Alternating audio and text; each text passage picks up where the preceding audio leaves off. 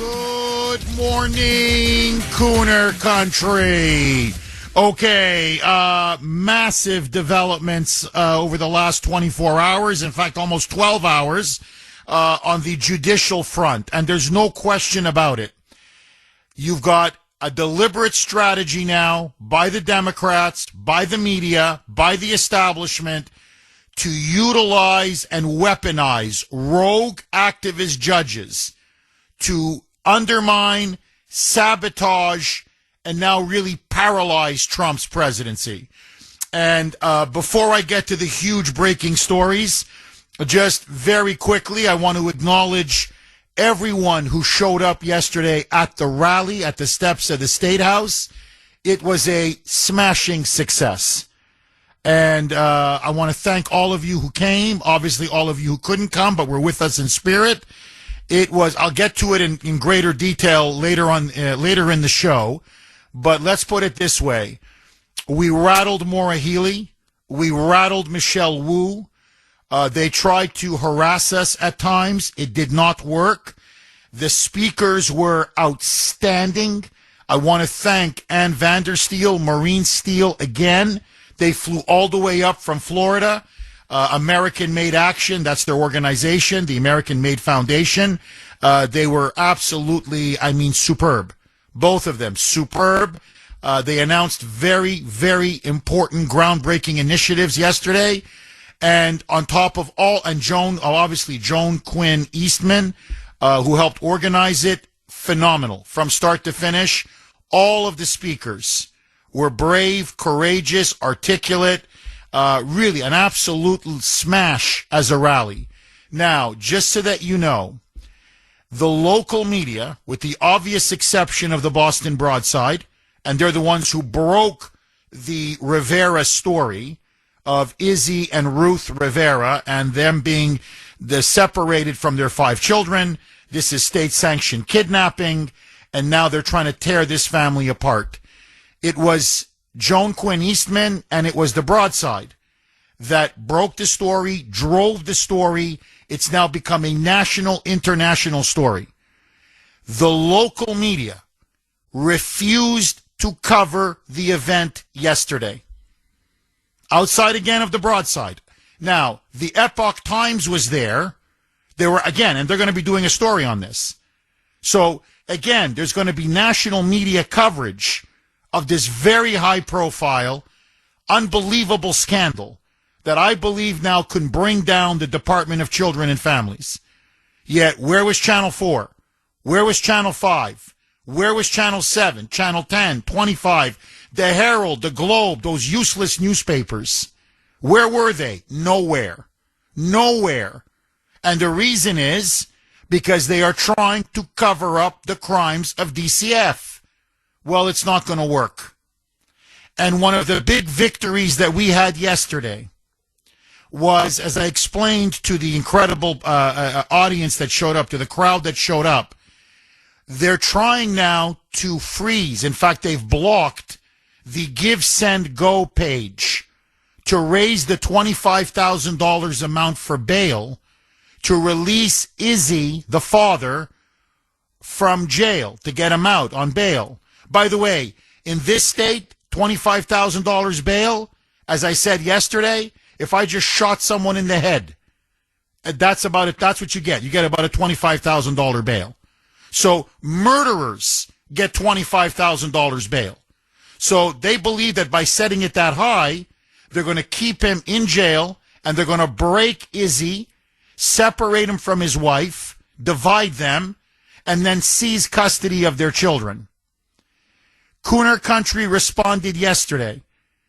We were passing around a beautiful can with a slit on top for people to donate cash. In other words, if they're going to block us, can you believe this? They raised thousands and thousands for him on Give, Send, Go, and they just froze the money. On Give, Send, Go, they just froze it. So, okay, we circumvented that. No problem. People gave cash. We raised over $25,000 yesterday. I got the word from Joan last night. Over $25,000 was raised. We are going to release Izzy Rivera on bail, and he's going to be able to see his wife and his children. It's going to be under DCF supervision, but at least he's going to be able to hold his children, kiss his children, see his children. Several lawyers showed up, very prominent lawyers, and legal counsels are now volunteering pro bono to now take Izzy and Ruth Rivera's case because they believe DCF so overreached on this issue. So we're moving on multiple fronts. I'm going to keep all of you updated, but we won a massive victory yesterday at the rally, and I want to thank again everyone that organized it. We had people fly in from Texas. We had people fly in from Philadelphia. We had people come in from Philadelphia. I don't know if they flew in, but I know they came from Philadelphia. We had people, as I said, Ann Vandersteel, Marine Steel, flew from Florida to speak and to help organize. So I could not have been more proud of all of you, really, all of you, and especially those of you that attended.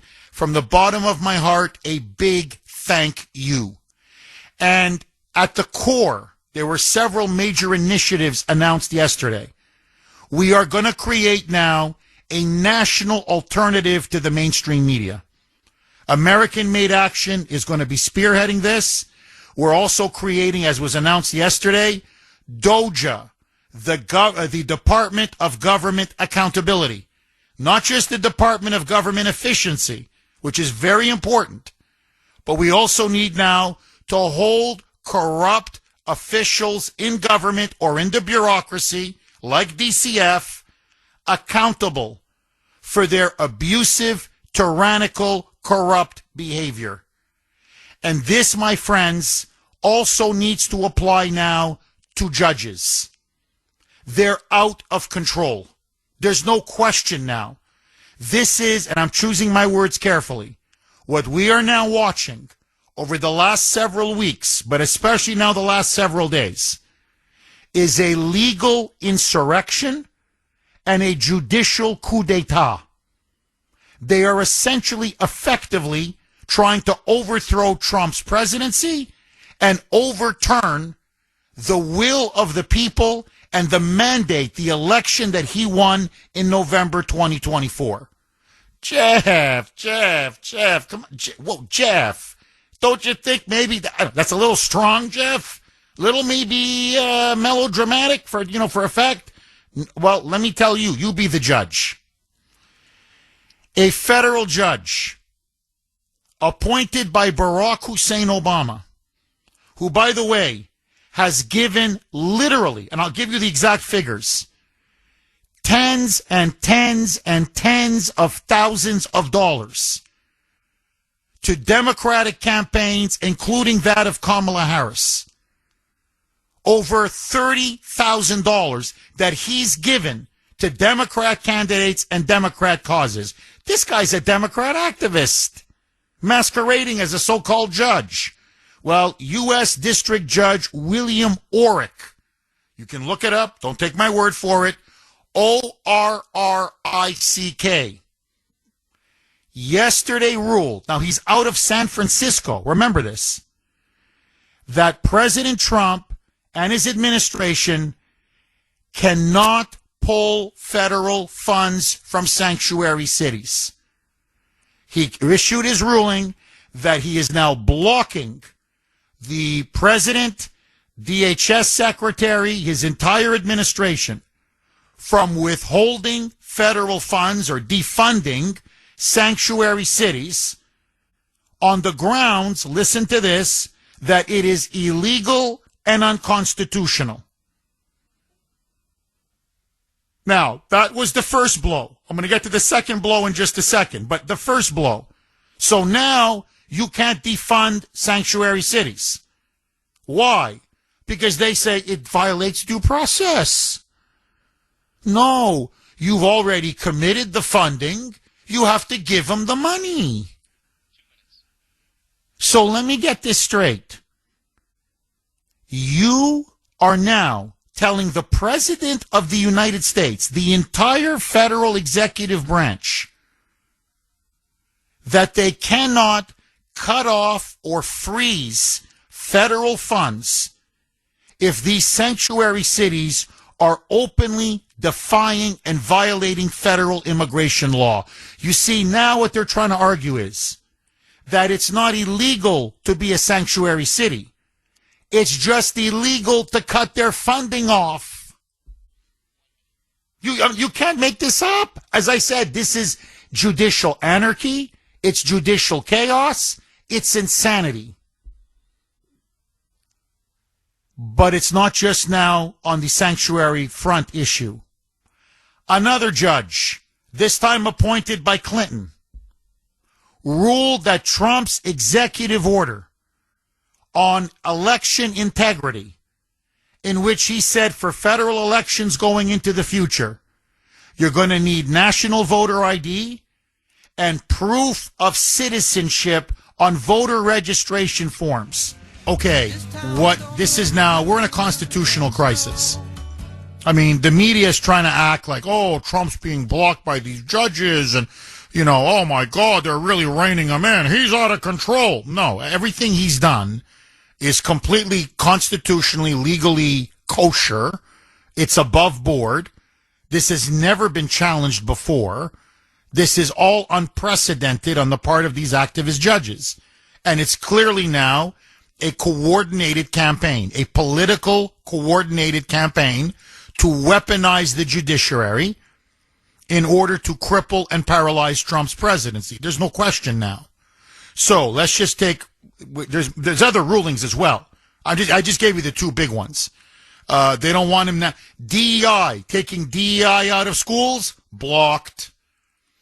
Previously, this wasn't yesterday, previously, banning transgendered people from the military, blocked. So now he's taking it to the Supreme Court.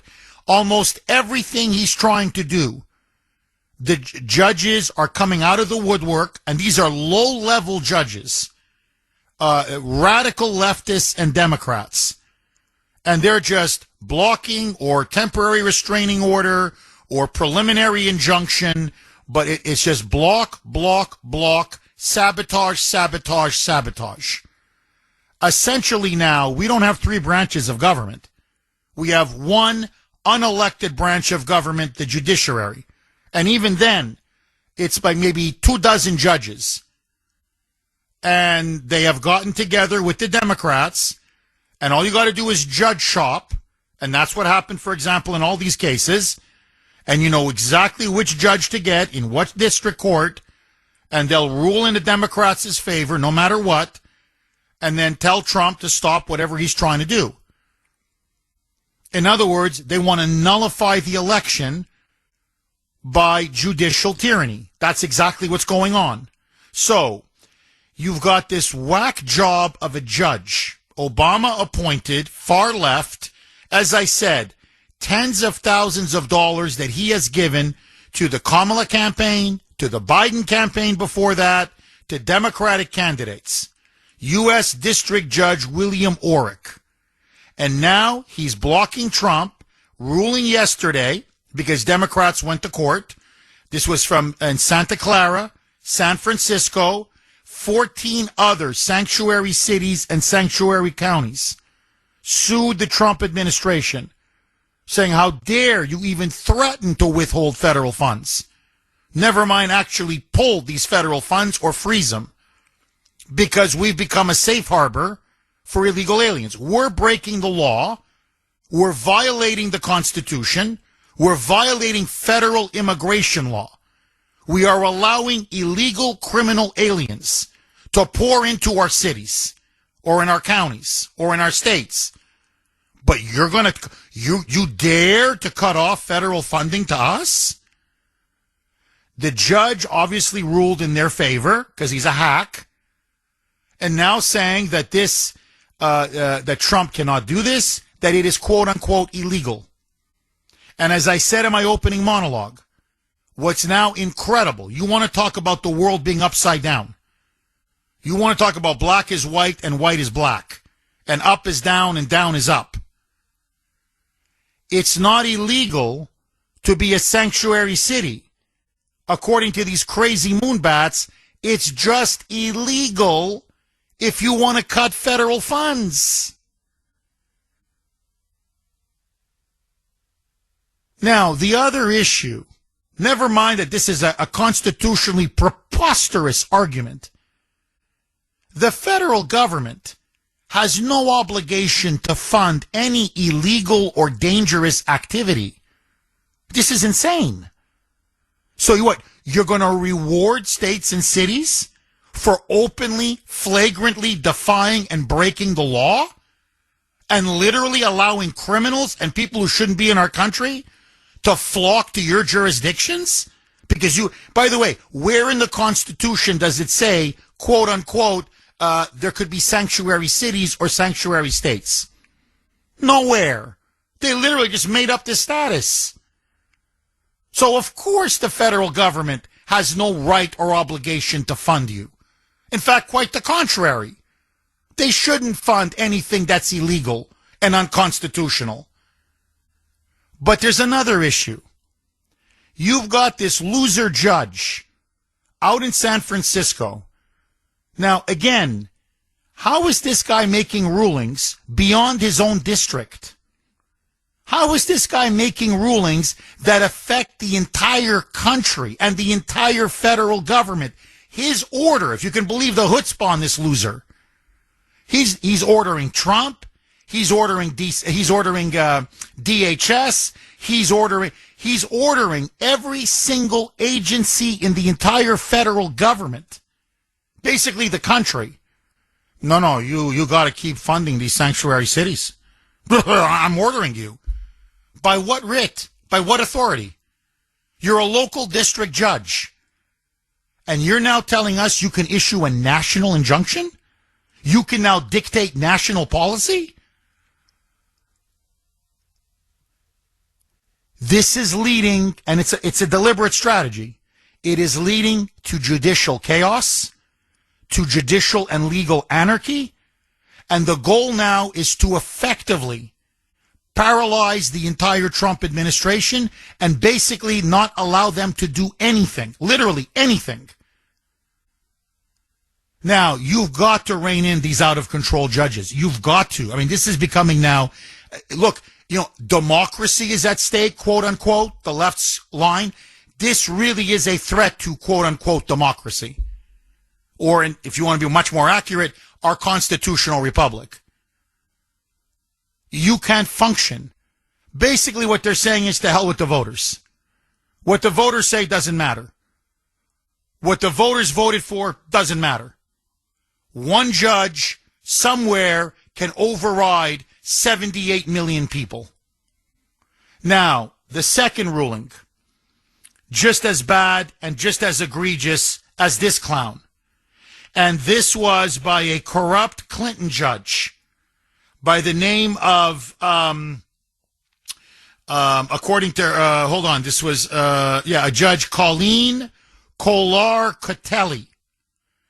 And she now has ruled that Trump's executive order requiring proof of citizenship to vote in federal elections, to register on federal voter registration forms, according to her, somehow illegal, unconstitutional. In other words, we are not going to allow you to clean up the voter rolls. We are here to make it easier for Democrats to cheat and steal elections. Okay, the Trump administration has now said they're going to appeal, obviously, every single one of these injunctions and so-called temporary restraining orders. But, this is the point. They want to slow walk the administration. They want to tie him up in the courts. They want this thing to drag on and on and on so that he effectively can't govern, or he's just going to be spending most of his time appealing decision after decision after decision. And so right away, just so that you know, everybody needs to know this, the House of Representatives, they don't do much, but they did do one thing.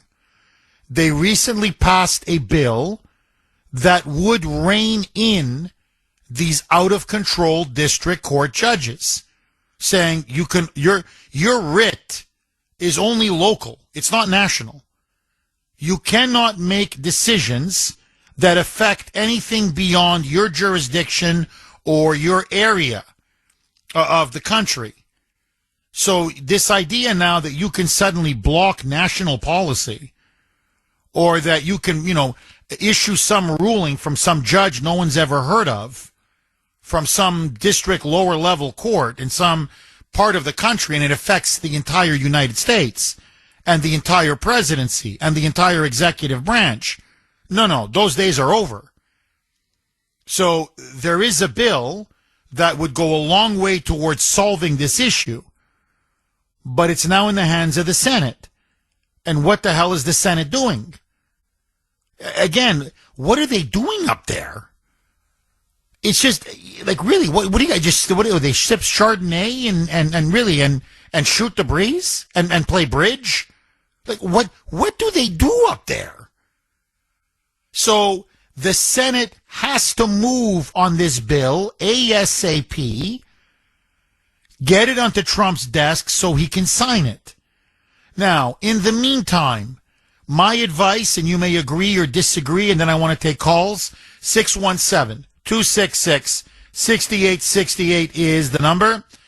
I think Trump now has, when you've reached this point, and we are now at a tipping point, this is a full-blown constitutional legal crisis that has been caused 1,000% by the Democrats. This is a deliberate strategy. And by these rogue activist judges. They have caused this. They have triggered this crisis. Trump now needs to address it by speaking to the American people. And I think the way he says it is very simple. I ran on deporting illegal aliens. You elected me to deport illegal aliens. And I told all of you, hundreds of times on the campaign trail, that we are going to deport the most vile, vicious, brutal, criminal illegals first. Like MS-13, like Tren de Aragua. So these gangbangers and terrorists are going to be the first out the door. They're now blocking me in the courts, saying I don't have the right to deport criminal illegal aliens. Even though Bill Clinton did it, even though George W. Bush did it, even though Obama did it, even though Reagan did it, even though I could go all the way up to Eisenhower. Millions and millions and millions of illegals. And not one time did one judge anywhere say we had to give them quote-unquote due process rights. Suddenly, I want to do it, and now they're just manufacturing so-called rights that don't exist, and they're trying to block me. I can't allow this. I can't. Because then we'll never be able to get these illegals out. The strategy now is that we got to give everyone a case. Every illegal has to be adjudicated. This will take centuries to get rid of these people. Literally, hundreds of years. The goal is they want them to stay, and they're trying to make it almost impossible to deport anyone. And I can't allow that to happen. I ran on cleaning up our corrupt elections. I think he said the 2020 election was stolen 1,000 times. We want voter ID. You voted for that. You wanted me to do that. And to require proof of citizenship when you register to vote on these federal voter registration forms. It's only common sense. And as Trump said, almost every other country has it. Other countries have voter ID. Other countries, are you a citizen? Well, can you just show us proof so we can register you? Now, this Clinton judge, another hack, is blocking me saying I can't do that. So we can't have honest, clean elections. What they're telling us is, that's what these judges are saying. What these judges are saying is, no, we want non-citizens to vote. They're going as far as they can possibly say it. No, we want illegals to vote. We want non-citizens to vote. No, we want dirty, corrupt elections. That's what we want. We don't want you to clean up the voter rolls. We don't want to have an honest election system with real integrity. And now this? So now I can't even withdraw federal funds? Or freeze federal funds from sanctuary cities and sanctuary jurisdictions? Are you kidding me? So they can continue to defy the law. They can continue to literally aid and abet criminals and criminal behavior. But I'm the bad guy because I'm saying, well, if you're going to do that, you're not going to get federal money. They've literally turned everything, as I said, on its head. And so he is going to have to address the country and say, look, I'm not going to abide by these rogue activist judges.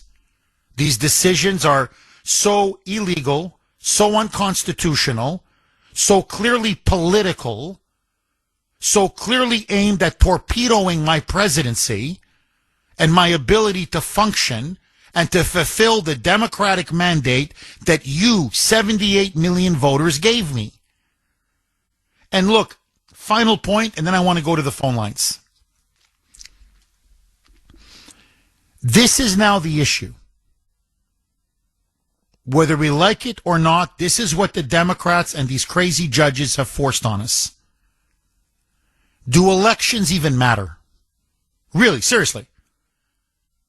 Because there's no point in having elections if we elect a president to enact a certain set of policies to secure our borders, to restore law and order, to clean up our corrupt elections, if you're going to have unelected, unaccountable, rogue judges clearly engage in illegal and unconstitutional behavior and issue orders and injunctions that they have no business issuing. This destroys the rule of law.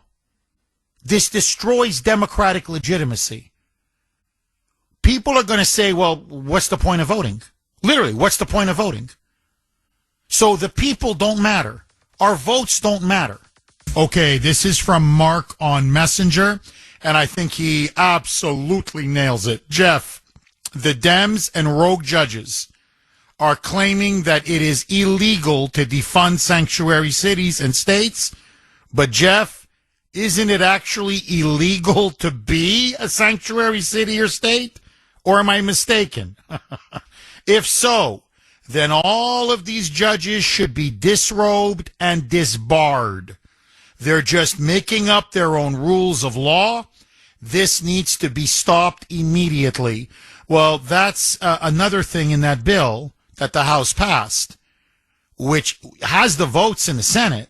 They just need to move on it, which not only would it force district court judges to only rule locally, in other words, their ruling or injunction could not be beyond their district, but if they did try to rule beyond their district, then they would automatically be either disbarred, disrobed, or potentially face even jail time or prison time.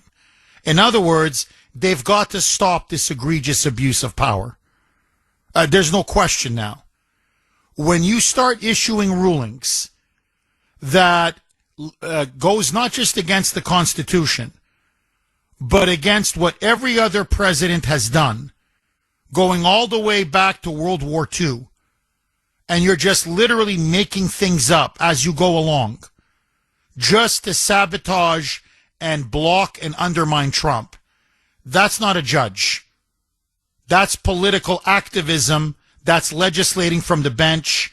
That's the resistance in masquerading as a judge. And by the way, most of these judges issuing these ridiculous rulings, most of them are from foreign countries who have literally no legal or judicial expertise whatsoever. They're basically political hacks who they just put on a bench and give them a robe with a little mini hammer, and they just make rulings. And then they tell their staff, here's my ruling, now try to fabricate the evidence. Try to marshal the justification. So you're completely right, Mark. I mean, enough is enough, seriously. Okay, let me just get one more. This is from Larry. Jeff, there has to be recourse to stop this nonsense. The one good thing was that moronic judge in New Mexico, the Democrat, he and his wife were arrested for harboring an illegal gang member. So that's what I mean. Judges can be arrested. They just arrested that Democrat hack judge in New Mexico for, I'm not making this up. He literally had an illegal alien criminal, a gangbanger, Tren de Aragua, living in his home. He was harboring and protecting him in his home. So, you see, as I said yesterday at the steps at the State House, vicious, brutal MS-13 Tren de Aragua gangbangers who are in our country illegally. Illegally. Remember, they're not citizens of this country. They weren't even allowed to be here. They, according to Democrats and according to these activist judges, have quote-unquote due process rights. Izzy and Ruth Rivera don't have due process. American citizens don't, to this day, they haven't had their due process. The J6ers sat in solitary confinement for 18 months. No due process. None. How about #MeToo? Who had due process then? Just the accusation was enough to destroy somebody. How about cancel culture? Was there due process when people lost their careers, lost their livelihoods, were out and out censored? Did they have any due process? So, you see, when it comes to American citizens, there is no due process. To the school teachers, to the churches that were infiltrated and spied on by Joe Biden and the FBI, there was no due process. But when it comes to murderers, rapists, child molesters, and human traffickers, then, hey, we got to give them the right to appeal and appeal and appeal, and taxpayer-funded lawyers, and they got to clog up the court system because, you see, they have rights. We don't have rights. This is sick. It's twisted. It's un-American, and it's got to end. It's got to end. My advice to Trump, the country will back him all the way. Address the country and say, look, according to them, I can't do anything. I literally cannot do anything. This is a coup. This is an insurrection, and I am not going to partake in it. Agree, disagree, 617-266-6868. Let them issue their dinky rulings. I will ignore them, and then they can take it to the Supreme Court on their dime. And then we'll see what happens. Bill in Sudbury. Thanks for holding, Bill, and welcome. Hello. Good morning. Good morning, Jeff. Hi, Bill. What you're describing, though, is sort of unchecked presidential power. No. Don't you think that the Justice Department judges generally provide sort of the guardrails that the president operates in between? And the second point I wanted to make is you talk about how Obama and the Bushes, they were able to deport millions, and then in the next breath you say, oh, if he has to go by the normal procedure, well, that will hamstring him. He won't be able to do anything. Didn't those other guys do all those millions of deportations within the guardrails of the justice system, you know? Doesn't make Bill, a lot of sense. I don't know where you got that term guardrails. I think you probably saw it on MSNBC, and maybe it makes you sound smart. But just so that you know, the Justice Department has said that these judges' rulings are out of bounds. They're illegal and unconstitutional and unprecedented. So the DOJ is now instructing these judges to knock it off. They just don't want to abide by the DOJ. That's why I think Pam Bondi needs to step in. Pam Bondi now needs to start going after these judges. Because here's what's happening, Bill, just so that you understand. It is destroying the credibility and legitimacy of the judicial branch. You Democrats are going to do maybe the last institution left. You've burned everything else to the ground. Now you're going to burn the judicial branch in your Trump derangement syndrome to stop this president. As for all these other presidents, name me one that a judge said they had to give an illegal criminal alien due process. Bill Clinton didn't offer him due process. George Bush didn't offer him due process. Barack Obama deported millions. They never got due process. So that's why they were able to deport them en masse, which is how it's been done for 100 years. Now they're inventing some kind of a right to due process for criminal illegal aliens that were never applied to any other president. So my question to you, why could Obama deport MS-13, Tren de Aragua, or anybody who is here illegally? No due process. George Bush, no due process. Bill Clinton, no due process. If you don't like Reagan, Jimmy Carter, no due process. Harry Truman, no due process. Eisenhower, no due. He deported millions of illegals. Eisenhower did. There was no due process. They've now invented a right that every single illegal alien has the right to a lawyer and to have their court case heard and to have a single adjudicated case. And then the right to appeal. There are only less than 700 immigration judges in the entire country. Just do the math. If every single one of them has the right to due process, which has never been granted before, it's going to take literally centuries.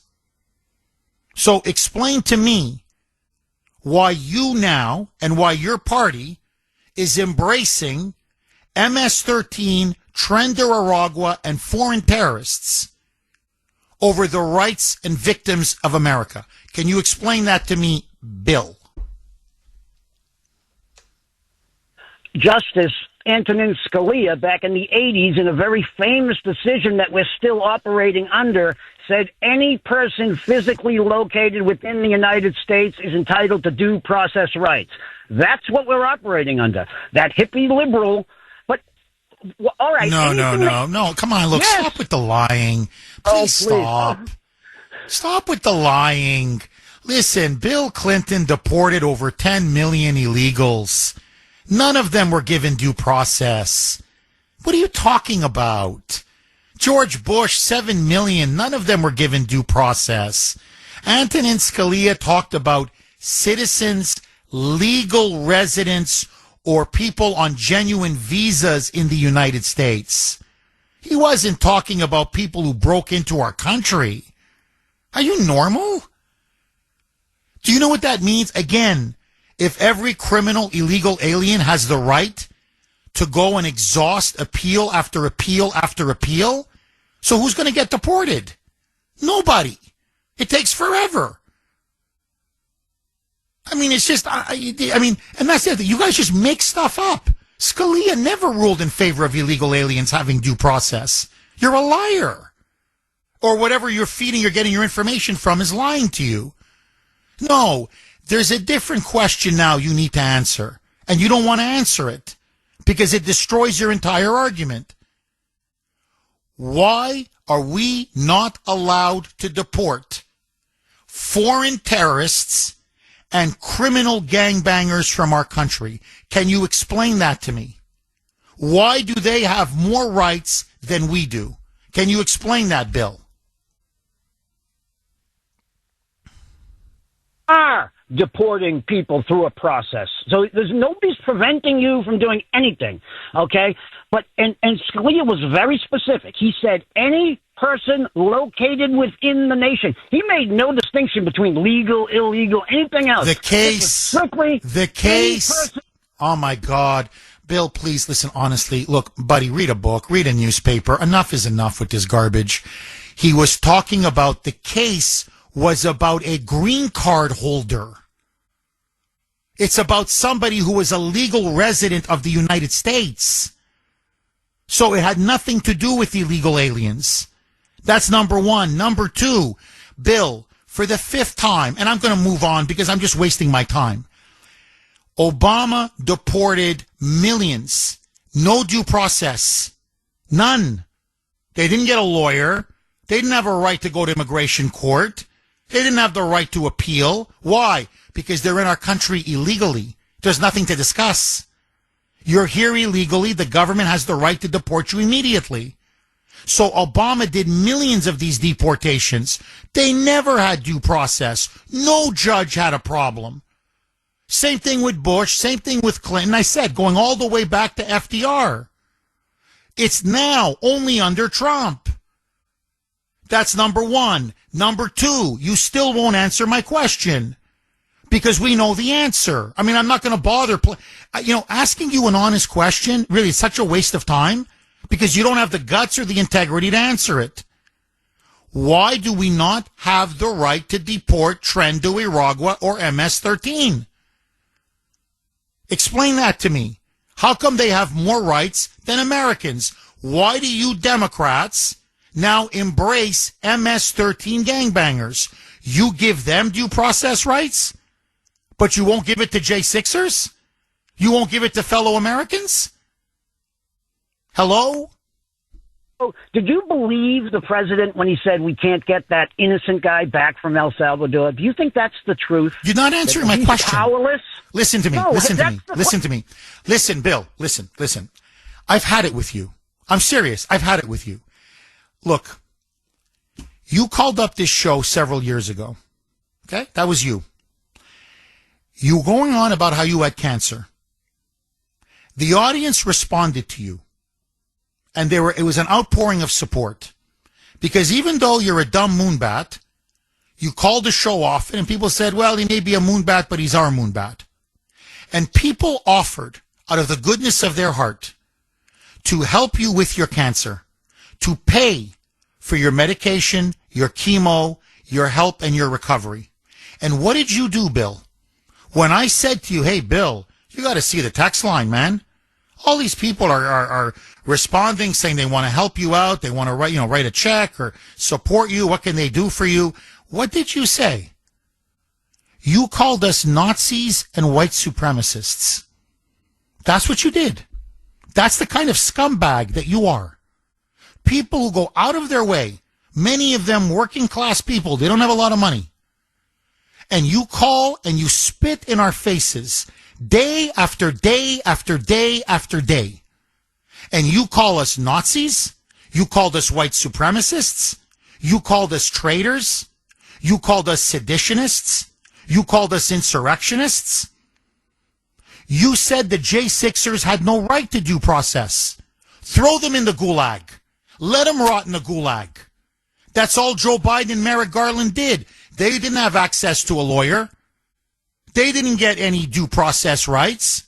You guys didn't give a damn. And then you call this show again and again, and all I ask from you is to answer a question. And all you do is give me your tape. You watch something on MSNBC for 2 minutes, and then you just repeat it ad nauseum. And you just repeat it, and you're impervious to every counter argument because you don't want to hear the other side, because you know you're wrong. And so the question I have for you, I'm being very serious. Do you look at yourself in the mirror at all? Like, do you realize what kind of a person you are? That you enjoy calling this show, and the very people that went out of their way to help you in your moment of need, and you spit in their faces and call them the most abominable names imaginable. And you still what? You think you're funny? Like you think you're some kind of a character? You're an embarrassment. I'm telling you, if your mother didn't tell you, I'm telling you, you're an embarrassment. And so my question to you, since you won't answer Trend or Rog 1 MS-13, because you see, those are the kinds of people now you defend. So let me ask you a more direct question. When this audience rallied to you, why did you call them all a bunch of Nazis and white supremacists? I'm serious. What kind of a human being are you that you would spit in the faces of people who want to help you because you're so ideologically driven? Because you're such a mindless ideologue that you can't even see people's common humanity. They're murdering our fellow citizens, buddy. They molest and rape women. They traffic in fentanyl and drugs. They're a foreign terrorist organization. They don't belong in our country. They don't deserve our constitutional protections. They're not entitled to them.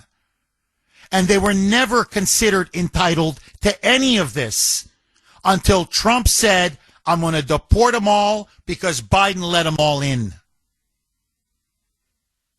Why do you hate us so much?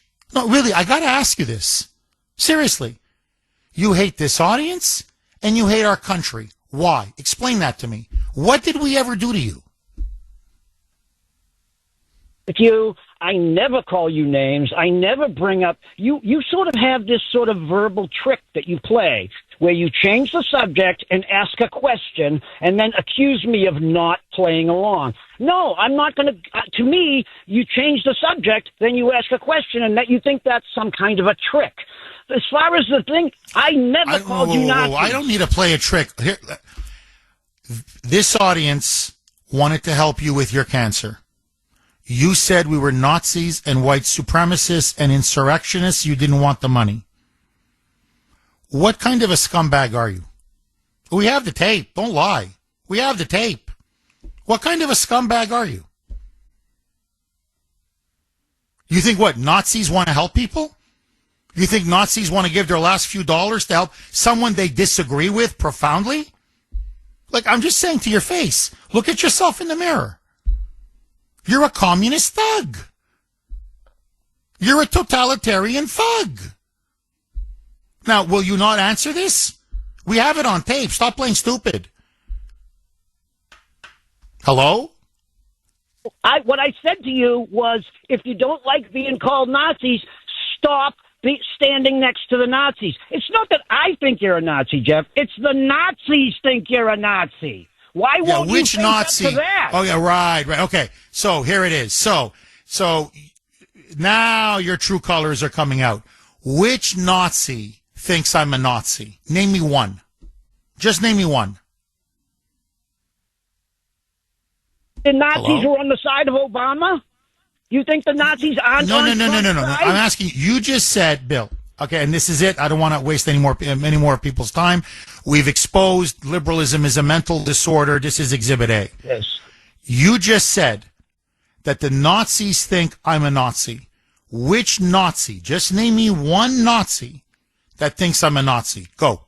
I don't know any Nazis. I don't know any Nazis' names, but I know that the Nazis are in there on the Trump side. That I know. Yeah, which Nazis are on Trump's side? Yeah, which Nazis are on Trump's side? You're supposed to be this expert on this. Why don't you know that the Nazis are on Mr. Trump's side? But you can't name me one Nazi that's on Trump's side. You can't even, you just said that the Nazis know I'm a Nazi. I said, name me one Nazi that says I'm a Nazi. You can't name me one. Now, just stand back for a second. You're claiming that the Nazis love me. You're claiming that the Nazis think I'm a Nazi, that I'm a Hitler lover. Do you know that Hitler massacred half my family, you sicko? You sick piece of you-know-what? I'm just telling you to your face. They butchered half my family. My audience and myself, years ago, offered to help you with your cancer. And this is your rebuttal? This is what I mean about you liberals, Bill. You people are disgusting.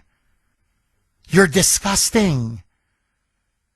And I'm telling you, you are the ones that are dividing this country. You are polarizing this country. You are going to destroy this country. Jeff, I'm not saying you're a Nazi. I'm just saying Nazis think you're a Nazi. Could you name me a Nazi that thinks I'm a Nazi? No, but you should know. No, I don't know. Why don't you tell me? Ay, ay, ay. Ay, ay, ay. You know what I think I'm going to start to do now? No, what the hell? I mean, since that's all these liberals do now. Hitler, Nazi, white supremacist, Trump's a Nazi, Elon Musk's a Nazi, I'm a Nazi, all of you are Nazis, we're all Nazis. I think now, really, I'm going to turn it around on the left. The next time, Bill from Sudbury, my God, calls, I'm not saying you're a child molester, but child molesters think you're a child molester. But which child molester said that? Well, you look it up. I mean, you should know this. So, and from now on, okay, Bill the child molester, you're on. And in other words, give them a taste of their own medicine. And I don't think they're going to like it. Anyway, 7:19 on the great WRKO. Jeff Kuhner, Boston's bulldozer. All right. We've got a major problem now with judicial tyranny, judicial activism, judicial overreach. The district court judges, one after another. And again, look at their bios. There's no legal expertise that they have. Like take that, that whack job out in San Francisco. He's a political hack. So I just want you to think, get somebody like Bernie Sanders or AOC, really, and say, you know what? We'll make you a judge. Okay. Great salary, great benefits, stay on the bench for the rest of your life. Imagine rulings coming from these two people. I'm just using them as an example.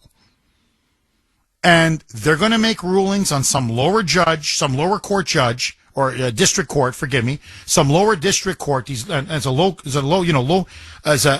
level judge that could literally overturn an election that will decide national policy. Do you see how insane this is?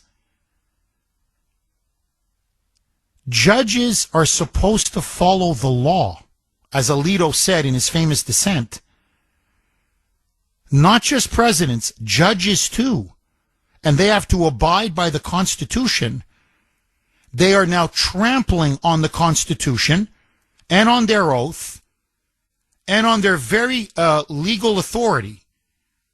They are destroying it in order to try to bring down President Trump. Now, he can defund these district courts through Congress if he wants. He can push for impeachment if he wants. Congress is the one that can really step up to the plate. But look, even beyond Congress, and as I said, there's a bill that passed the House of Representatives that would severely curtail the power of these low-level district court judges. The Senate, for whatever reason, is sitting on the bill. They don't want to move on the bill. They need to move on the bill. Pam Bondi, though, okay, so Congress can really settle this once and for all. But Pam Bondi, the Attorney General, again, I think has to stand up. She's got to step up to the plate and start telling these judges, we're going to start investigating you. But you can't just issue rulings willy-nilly that literally prevent the president from doing what every other president going back 100 years has been allowed to do. So, I'm sorry. They've deported, he can deport. They deported without any due process given to illegals because illegals don't have due process rights. The Constitution does not apply to illegal aliens. Otherwise, it'd be a constitution for the entire world. So, we have the right to deport them simply by the sheer fact that they're here illegally. And that has been done now for over 100 years. Never has a judge ever contested, once prior to Trump, the ability of the executive to deport someone without due process. They just have made that up in the last 6 months. A president cannot root out DEI from schools? That was an executive order under Biden. So Biden can pass an executive order that allows DEI in schools. But Trump can't pass an executive order saying we're rescinding DEI in schools. So the president has the authority to impose DEI, but he doesn't have the authority to withdraw DEI. Do you see how crazy this is? The president can force the military to open its ranks up to transgender people and give them free on our dime, sex reassignment, sex change operations. But the president can't say, no, it undermines the lethality and effectiveness of our military. Our military is here to win wars. It's not here as a social engineering experiment. No, they block him on that. The Biden administration can pass executive order after executive order, bypassing state legislatures, bypassing governors,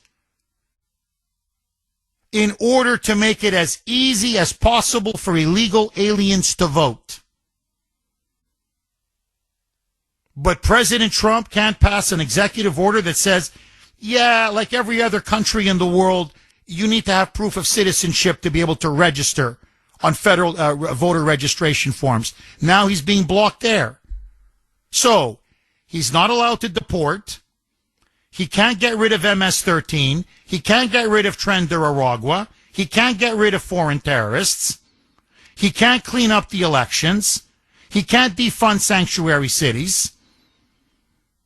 Even though going back forever, the executive branch and the federal government, there is no right in the Constitution that cities and states have to get money from the federal government.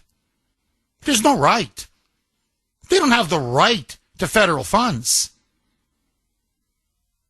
And administrations have cut, every administration has cut federal funds to states and localities for all sorts of reasons.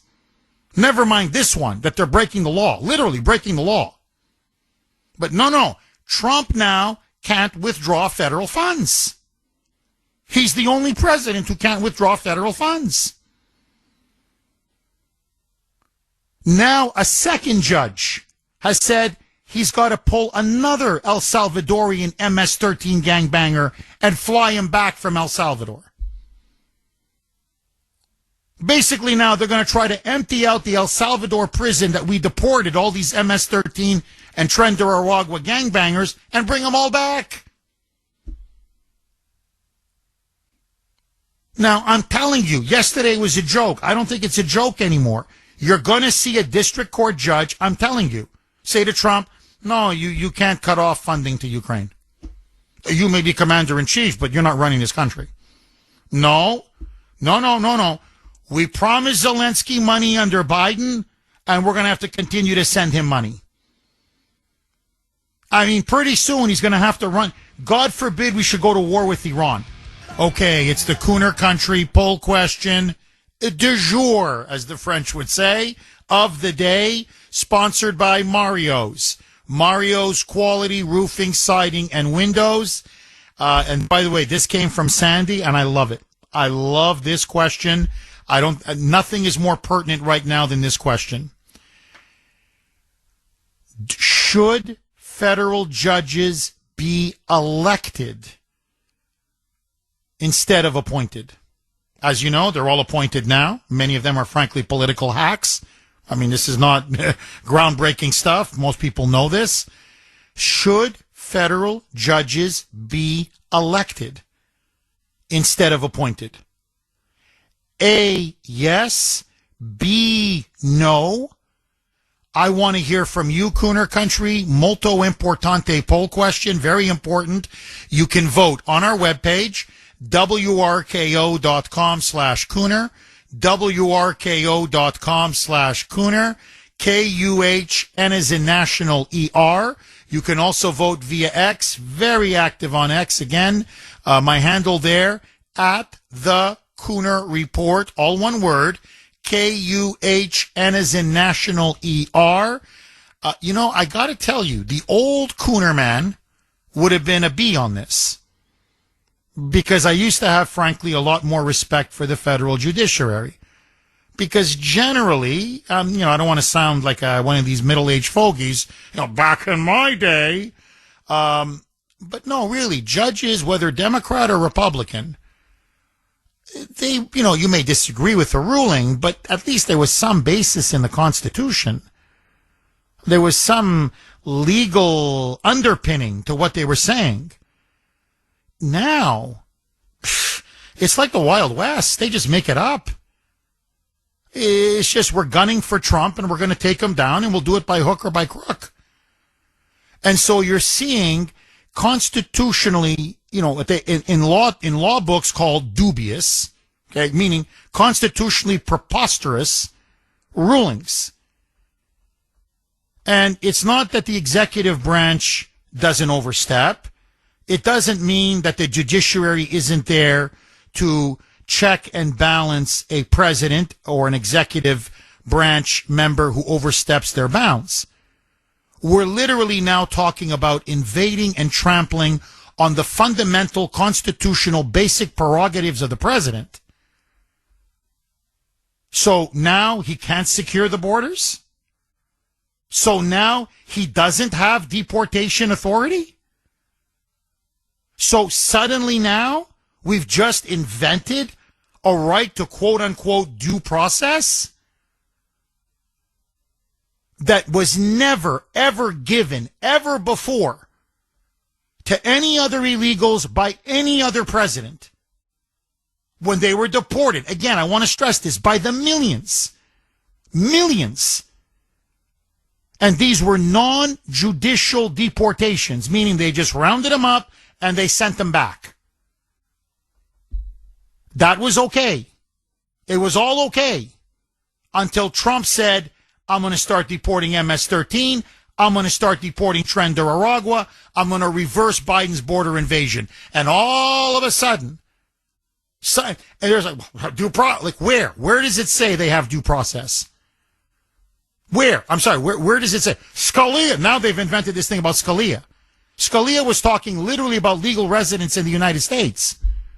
He was answering the question, if you're a resident in America, legal, green card, work visa, whatever, so you're not a citizen, are you still entitled to habeas corpus and due process? His answer, of course, was yes.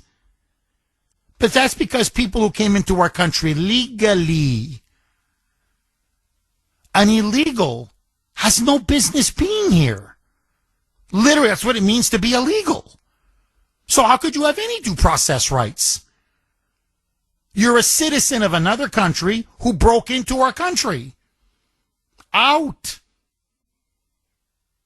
And that's the standard that every judge in every district court going back 100 years has recognized until now.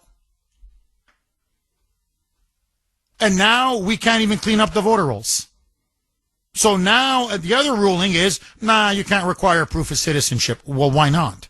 We used to require proof of citizenship. We used to have voter ID. Like, why can't we bring it back? No, you just can't. You're disenfranchising people. How am I disenfranchising people? If you're a citizen, you're going to be allowed to vote. If you're not a citizen, you're not going to be allowed to vote. What's the problem, Junior?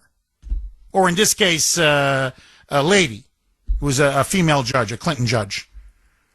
So it's obvious they're putting Trump in a deliberate straitjacket. And almost every executive order is now being challenged, blocked, undermined, restrained.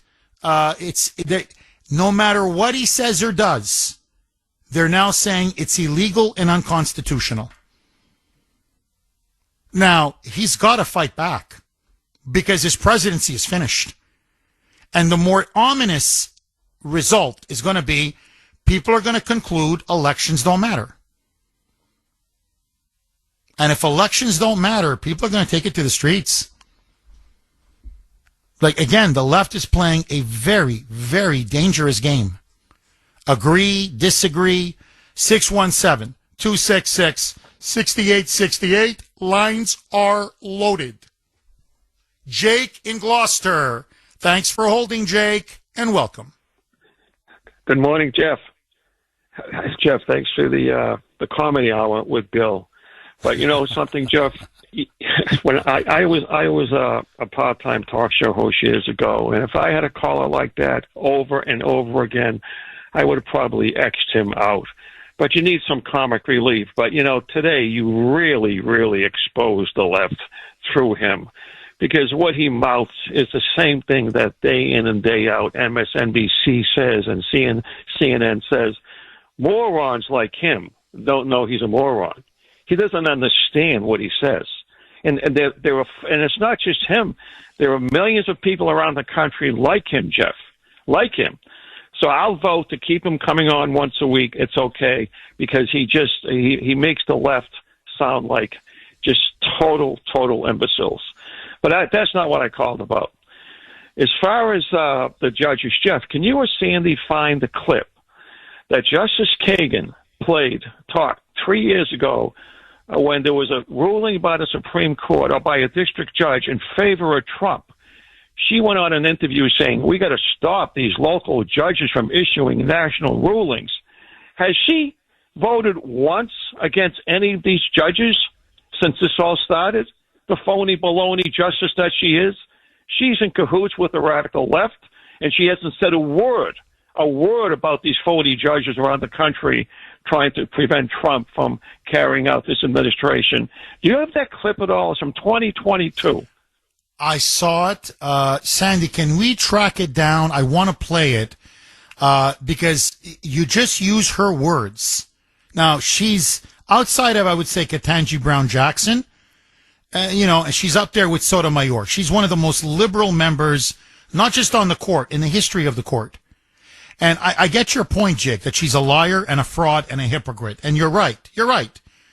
But you use her words, and it destroys the entire argument of the left. Because what she's saying is, in the clip, in the interview, she goes, you can't have some local judge making a national injunction.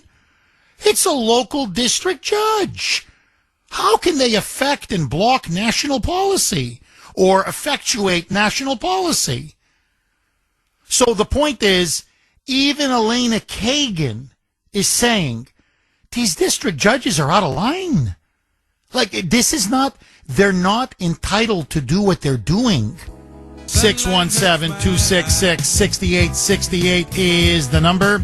Okay, couple of texts, just very quick, because I want to go back to the phone lines. Couple lines are open if you do want to jump on. 617-266-6868. This is from 603. Jeff, let me get this straight. The Democrats, as we've now seen through Doge, stole our money and used it to destroy America, and then fixed elections.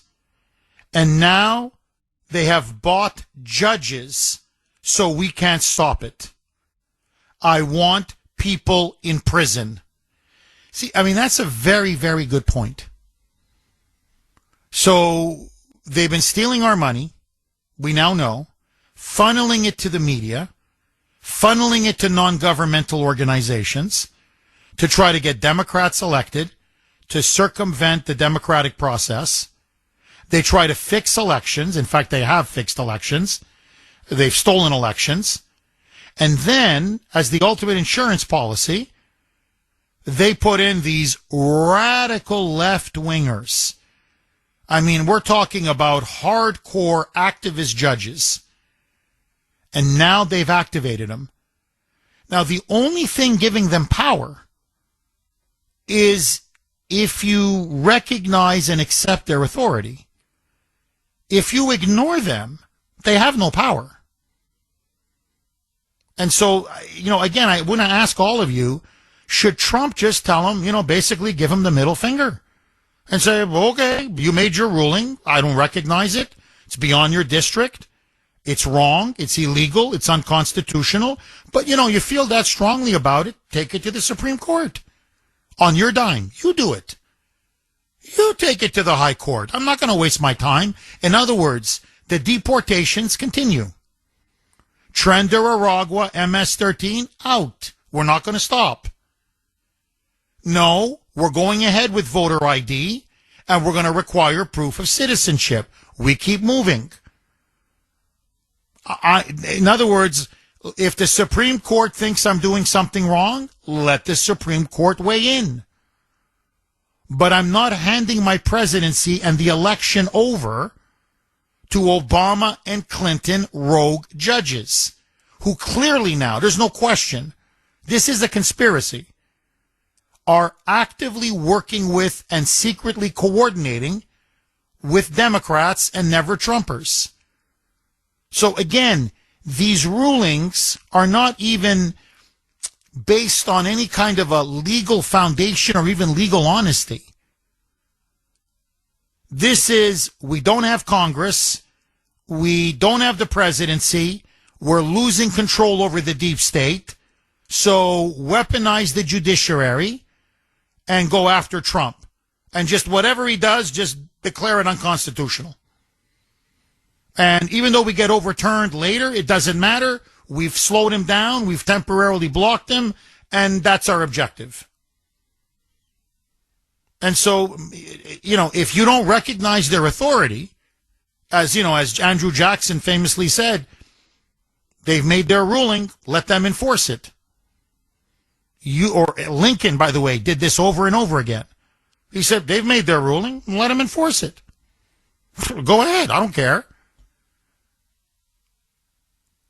If Trump does that, then that's it. I mean, they can't stop him. They can't stop him. 617-266-6868 is the number. What should Trump do? What can Trump do? Or is this now an issue for Congress to step in and finally resolve? Tommy in West Virginia, you're going to kick. Thank you for holding, Tommy, and welcome. Hey, good morning, Jeff. And hi, Tommy. I was glad you let move that bill make his case.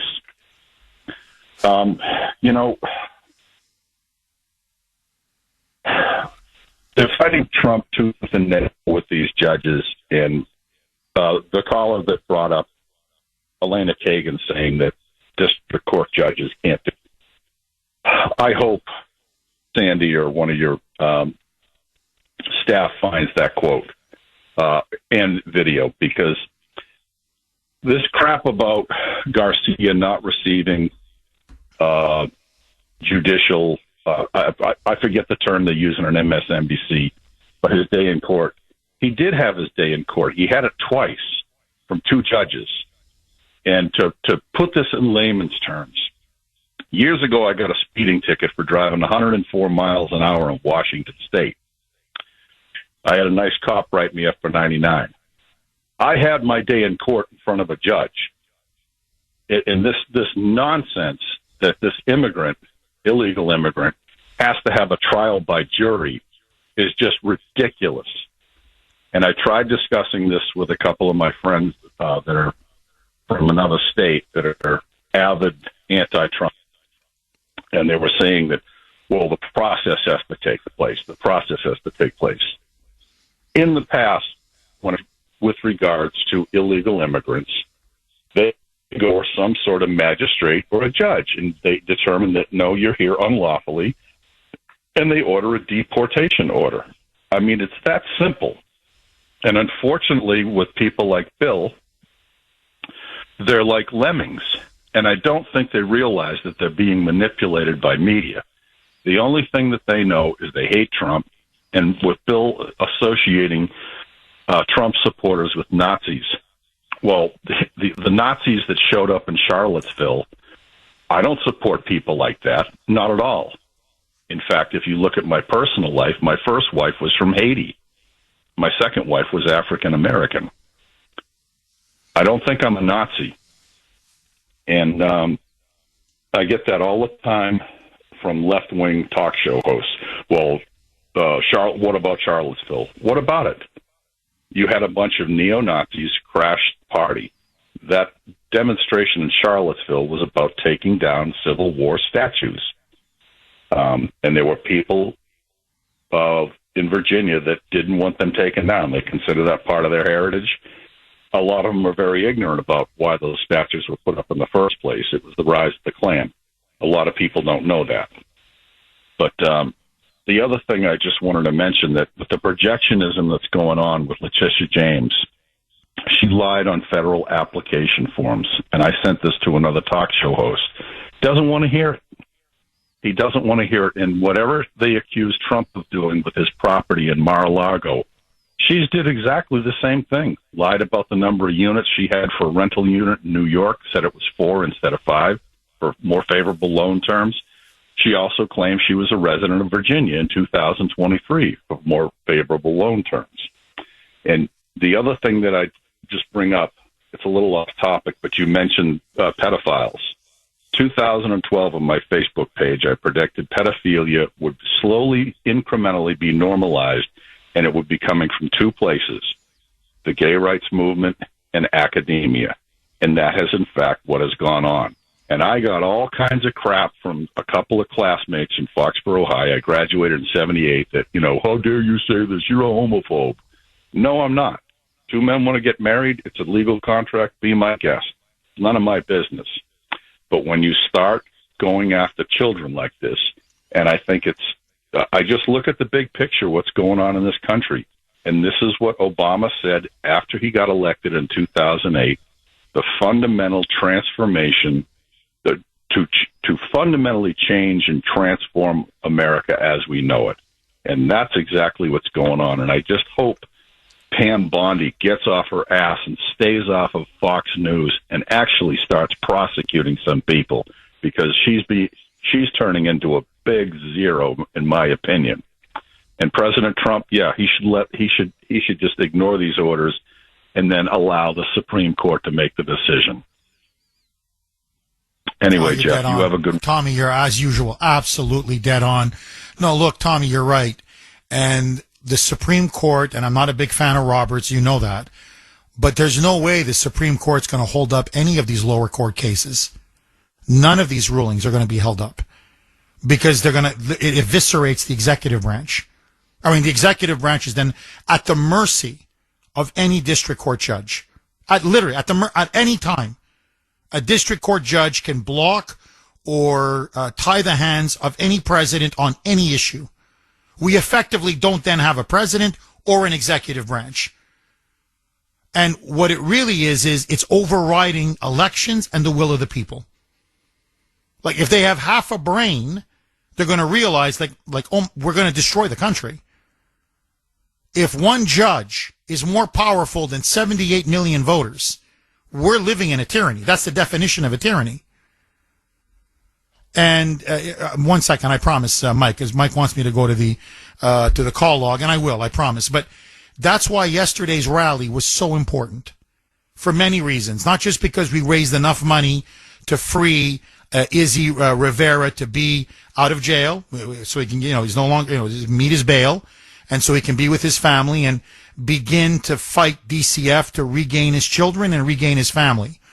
But even more than that, as I said yesterday, and as the other guest said, this is about reclaiming our fundamental rights from an out-of-control government. And our rights come from God Almighty. That is the beauty of the American Revolution. That is the greatness of the Constitution.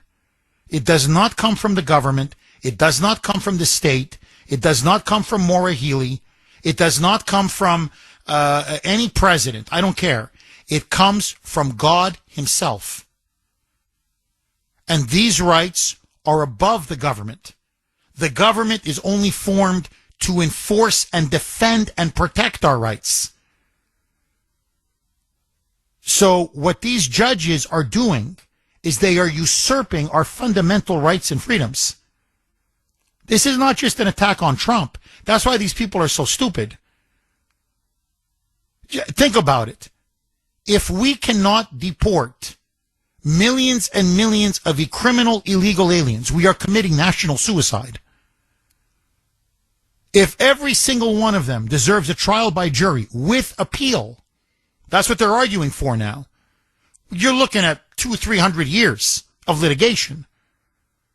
It's just, in other words, you cannot, you may deport one here and deport one there and deport one there, but basically it's a drop in the proverbial bucket.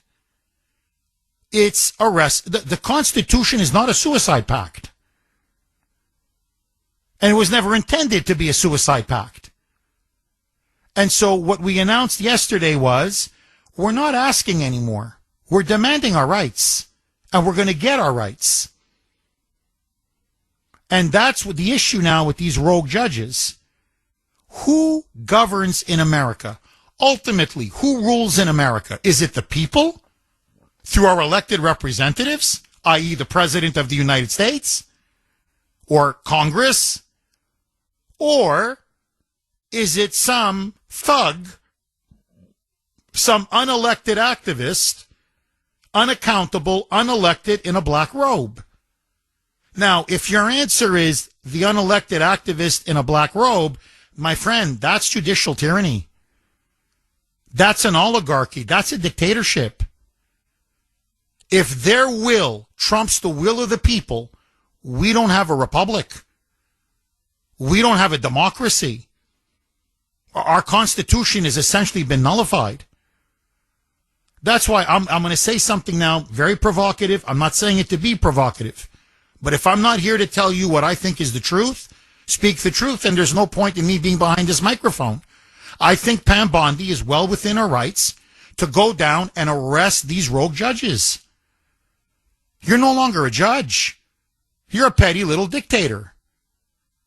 And you've violated your oath, you've usurped your power, and you're now committing a crime upon the people of the United States. You're a district judge in Santa Clara or in San Francisco, and you're ruling for the whole country? What are you, high? What are you, drunk? Well, you're drunk on power. Well, that's abuse of power. And she should I'm not kidding, she should send in the marshals and arrest them on the spot. They should be disrobed, and they should lose their judgeship. Enough is enough. You got to look. What Trump's going to have to realize very soon, this is now a war, a Cold War. Thank the Lord, but it's a war. The left is fighting with every inch of their being. They are fighting him tooth and nail. They're going to reduce his presidency to rubble. He's got to start fighting back. You know, as the Godfather said, you need a wartime consigliere. You need a wartime attorney general. If Pam Bondi is not a wartime general or attorney general, then get somebody who will be a wartime attorney general. Just my opinion. Okay, I should have done it a couple minutes ago. My apologies. 8-ish. Supposed to be 8 o'clock on the nose, but anyway, 8-ish. You know what that means. Friday, 8 o'clock. Kuhner's call log, caller of the week. It's time for Kuhner's Call Log, where we showcase our favorite caller from the week. I can hear you. Can you hear me? Thanks for holding, Joe. I just wanted to tell you, a few years ago, we went to see an exorcist at St. Marie Parish in Manchester, New Hampshire. His name was Father Chad Ripperger. He's all over YouTube, and so interesting to me and so actually really scary. He warned that even just assuming positions of yoga can open our souls to evil influences. So when you said, go ahead, Ava, go ahead, pretend to be a furry in your backyard, if Father Ripperger is right, you should tell her, do not do that, even in private. This is very, very scary. I mean, it sounds ridiculous, but this is what The Exorcist says. So another thing, too, is that The Exorcist movie was based on a kid. That's a real true life story. His name was Ronald Edwin Hunkler. And the way that he became possessed is that he was playing with a Ouija board with his aunt. And that's how the whole thing started. So, Jeff, I suspect that public school teachers are actually teaching satanic cults to our kids in the schools underneath the radar. And next week, it could be you on Kuhner's Call Log. Please, don't be a stranger. Call again. Mike was having a little bit of fun this week, huh, Mike? He's in my ear saying, Jeff, Ava's possessed by the devil. You need an exorcism, Jeff. Call a priest, call a father right now, Jeff. Oh, boy, Mike, you're having a good time back there, huh? 617-266-6868. No, I think we need an exorcism on these rogue activist judges. Seriously. Devil out. Devil out. All right. 617-266-6868 is the number. Again, I'm getting a lot of texts and a lot of emails. I get this often whenever we have Bill on for, and calls in and we put him on the air. Many of you, I swear to you, many of you say, come on, is he for real? Like, people think he's an actor. Like, it's someone that, we put up on the show. Some friend of ours, come on, play Bill the Moonbat. No, that's really him. He's a real person. And I'm telling you, he speaks for many liberals and moonbats. That's how they think, if you can call it that. That's how they reason, if you can call it that. That's the mind of a liberal. It's a very, very scary thing. 617-266-6868. Sue in Maine. Thanks for holding, Sue, and welcome. Morning, Jeff. How are you? Good. How are you, Sue? I'm great. I think what Trump should do if he wants to blow the tops off of liberal heads is announce that all these illegals can stay. However, he's going to register them all to vote as Republicans. And that should stop this controversy right then and there. I see you like it. It's funny. Sue, honestly, very funny. No, because you're right. I mean, politically, you're completely right. Let's just play devil's advocate for a second. Say all these illegals really were Republican voters. You think the Democrats would have them in this country for 1 second? They would be deporting them, oh my God, so fast everybody's head would spin. So it's obvious. They look at these illegals and they see an army of voters.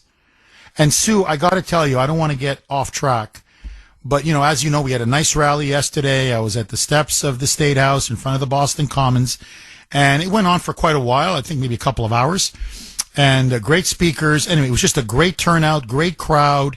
It was a wonderful, really wonderful event. Long story short, I got a little bit sunstroked. I'm very sensitive to the sun. So my face is red as a tomato. And so I said bye. I shook people's hands. And so I got a tad disoriented. And I went left when I should have gone right because I parked my car in a parking garage. And so I got a tad lost, nothing major, but I got a little bit lost. I got a little bit turned around, as they say. So I ended up wandering off into Chinatown. Like, oh, geez, I don't remember this, and then you're trying to find your way back to the street in the parking garage. Long story short, I was walking around the streets of downtown Boston in Chinatown. It is a sea of illegals. In a way, I'm very happy it happened to me. There are illegal aliens everywhere. Everywhere. Every race, every nationality, every language under the sun. Every African language, every Asian language, every Middle Eastern language, every Eastern European language. I could go on and on and on. It was the Tower of Babel. And illegals everywhere. And the one thing that struck me is you go right near Chinatown as you're just about to enter it. Big, you know the portrait of Mao, if you can picture it in your mind, or Xi Jinping, how they do it like just the face, but the way they do the coloring on the face, right? It's almost like a semi-deification. 617-266-6868 is the number. Okay, this is Elena Kagan. Justice Elena Kagan, one of the most liberal members on the Supreme Court. Not just this court. Honestly, like in any court. One of the most liberal members to ever sit on the Supreme Court. This was her just 3 years ago at Northwestern University. It was about an hour and a half talk. It was a Q&A, and she was asked about judges. Judges. And should they be dictating policy? Should they be basically, legislating from the bench? Listen now to Elena Kagan, Justice Kagan, in her own words, just 3 years ago. Roll cut 100, Mike. I would say it's when a court is legitimate, when it's acting like a court. A court does not have any warrants, does not have any rightful authority to do anything else than act like a court. It doesn't have authority to make political decisions. It doesn't have authority to make policy decisions. Its authority is bounded, and the court should be constantly aware of that. The constraints on its authority, the bounds beyond which it shouldn't go. When courts become extensions of the political process, when people see them as extensions of the political process, when people see them as trying just to impose personal preferences on a society, irrespective of the law, that's when there's a problem, and that's when there ought to be a problem. There you go. I mean, he could go on and on and on, but and so what is Boasberg doing, Judge Boasberg? What is he doing? He's imposing his personal preference upon society. Out of bounds. It's not acting like a court. It's not a court. This Obama judge, Orrick, that's now blocking Trump from defunding federal, withdrawing or holding back or pulling federal funds from sanctuary cities. In other words, you can't defund sanctuary cities. What's he doing? He's imposing his personal will. That Clinton judge, who now is telling Trump, no, you can't ask people to show proof of citizenship in order to register to vote for federal elections. She's imposing her personal wish. Of course he can. There's no law saying he can't do it. There's no precedent saying he can't do it. We've done it in the past. Almost every country in the world does it. What's the problem? I mean, I'm sorry. Only citizens should be allowed to vote. Duh. So, again and again and again, you're not there to make policy. You're not there to be an extension of political activism. But that's exactly now what these lower courts, or some of them, and these judges have become. And look, she kind of gave the game away. She said, in a way, our power resides in how we're perceived. Our power is based upon are we viewed as legitimate? Are we respected? If we lose that respect, if we lose that legitimacy in the eyes of the public, we're done. Why? We can't issue warrants. We don't have any police functions. In other words, we can't really enforce what we're doing. There has to be compliance. If there's no compliance, we're dead in the water. So they're destroying in their attempt to sabotage and torpedo Trump. They are destroying piece by piece the credibility, the very legitimacy of the judiciary. And that's why the Supreme Court, and in particular Roberts, he always says, oh, he values the law. Oh, he values the courts. Oh, he values the Supreme Court. That these are institutions that we in our republic desperately need. That's why he needs to step in and says, you guys are making a mockery out of everything. And you're making a mockery out of the judicial branch, and that's going to lead to all of us losing respect and authority to the point that we'll become irrelevant because the people are beginning to laugh at us. They're holding us in contempt.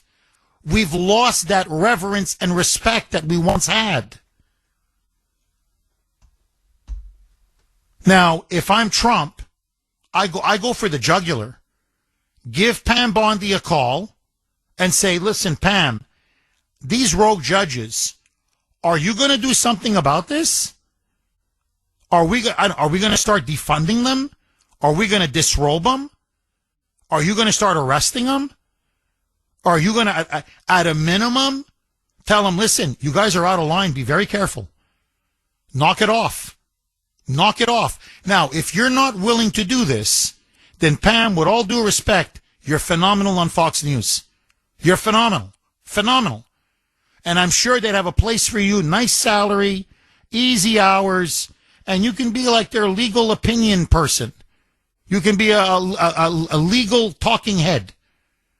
But I need someone who's going to roll up their sleeves, get their hands dirty, and start cracking heads and putting people in jail when they behave illegally, criminally, or unconstitutionally. And this is becoming now a crime that these judges are committing against the voters and against the Republic and against the very Constitution. And again, we've got to have standards for judges. That's why I'm with Sandy on this. I think it's time to start electing them. They just appoint anybody. I mean, I'm not kidding. Bill in Sudbury, I swear to you, they'll just, I'm appointing Bill. Okay. Really? Hey, come on, Jeff. I'm telling you. You don't have to have a law degree. You don't have to have any knowledge of the Constitution. It's just somebody that a president picks to sit on some kind of a bench. So you can pick anyone and you put them on a bench. And suddenly now they get all of this power because they put on a black robe? I don't think so. Basic qualifications, basic standards, and at least have a basis in the law and a basis in the Constitution. Instead, you get activist after activist after activist. AOC put on the bench. That's what you're seeing. She's a barista. She's got some degree in, if you can believe it, in economics. So imagine her as a judge. She just makes it up as she goes along. Bernie, same thing. Makes it up as he goes along. That's what these judges are doing. You look at this and you're like, what? On what grounds? On what authority?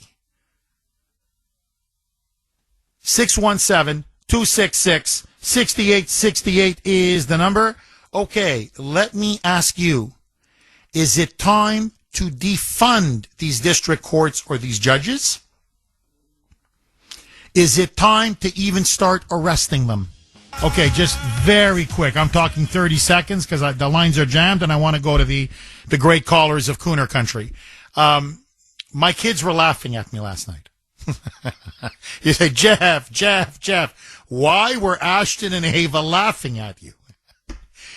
My face, I am red as a tomato. A couple hours in the sun, for the rally at the steps of the State House. And it was a beautiful day. It really wasn't that hot. Maybe 63, 64, 65, whatever. But holy, am I sensitive to the sun? Everybody else, no problem. Everybody was there. They got some nice sunshine, fresh air. Within 15 minutes, I was already feeling it. Anyway, we were there for a couple hours. And I mean, my scalp is scorched. It's red. My face is red. And my children saw me and they're like, Daddy, ha. I'm the guy on the beach. Within 10, 15 minutes, you're like, what's wrong with him? He's red. He's all red. It's like he went into Chernobyl or something. Like he just came out of a nuclear power, nuclear radiation or they dropped him in a nuclear power plant. He's almost glowing red. Like, what happened? That's me. That's me. Apparently Mike is the same. Mike says he's Irish. He's got like lily white Irish skin. He said, Jeff, I'm the same. 10, 15 minutes, like a crisp. I'm burnt all over. So, so I'm alive. I'm well. I survived. To show you how much my face and scalp were burned, I have my headphones on. It's killing me. The top of the headphones, it's on the top of my bald spot. And oh, man. I mean, the things I do for you, I put my body, I suffer for you. I put my body on the line. Bald spot. Yeah, that's funny, Mike. Yeah, you and Ashton should get together because that's all Ashton does is make fun of my lack of hair. You mean my bald head, right? 617-266-6868. Joseph in Lynn. Thanks for holding, Joseph, and welcome. Jeff, thank you for taking my call. I haven't My talked to you pleasure. It was great seeing you yesterday, Joseph. And I wish I had the money. I didn't know this. I'm going to bring you some next time, and you better promise you'll send some to those people. I don't have much, but I'm going to show my appreciation. I have to. Oh, thank you. Thank you, Joseph. I also wanted to bring up something. The ride doesn't stop right in front of it. It stops three doors down. Glenn missed his ride. I had a hell of a time getting back. Maybe you guys can do something. And I just wanted to say to Bill, I have cancer. If this audience ever helps me, I'll appreciate it. You should find that tape, Jeff. You know what? I think I may. Joseph, you're right. I remember he announced it. This was a couple of years ago. And I don't want to rehash old ground. It's almost a waste of time now. And people are like, hey, come on, look, yeah, he's crazy. He's a liberal. He's a moonbat. But, he always calls into the show. And I had, just on the text line, it's like, Jeff, I want to give him 200, 250, 500. You should have seen the donations people offering to make donations. And so the next time he called, I said, Bill, I just want you to know, you're calling us, all these names, Nazis and white supremacists. And I want you to know we're looking at thousands and thousands and thousands of dollars that people want to give to you because, you said you've got cancer and you're battling cancer.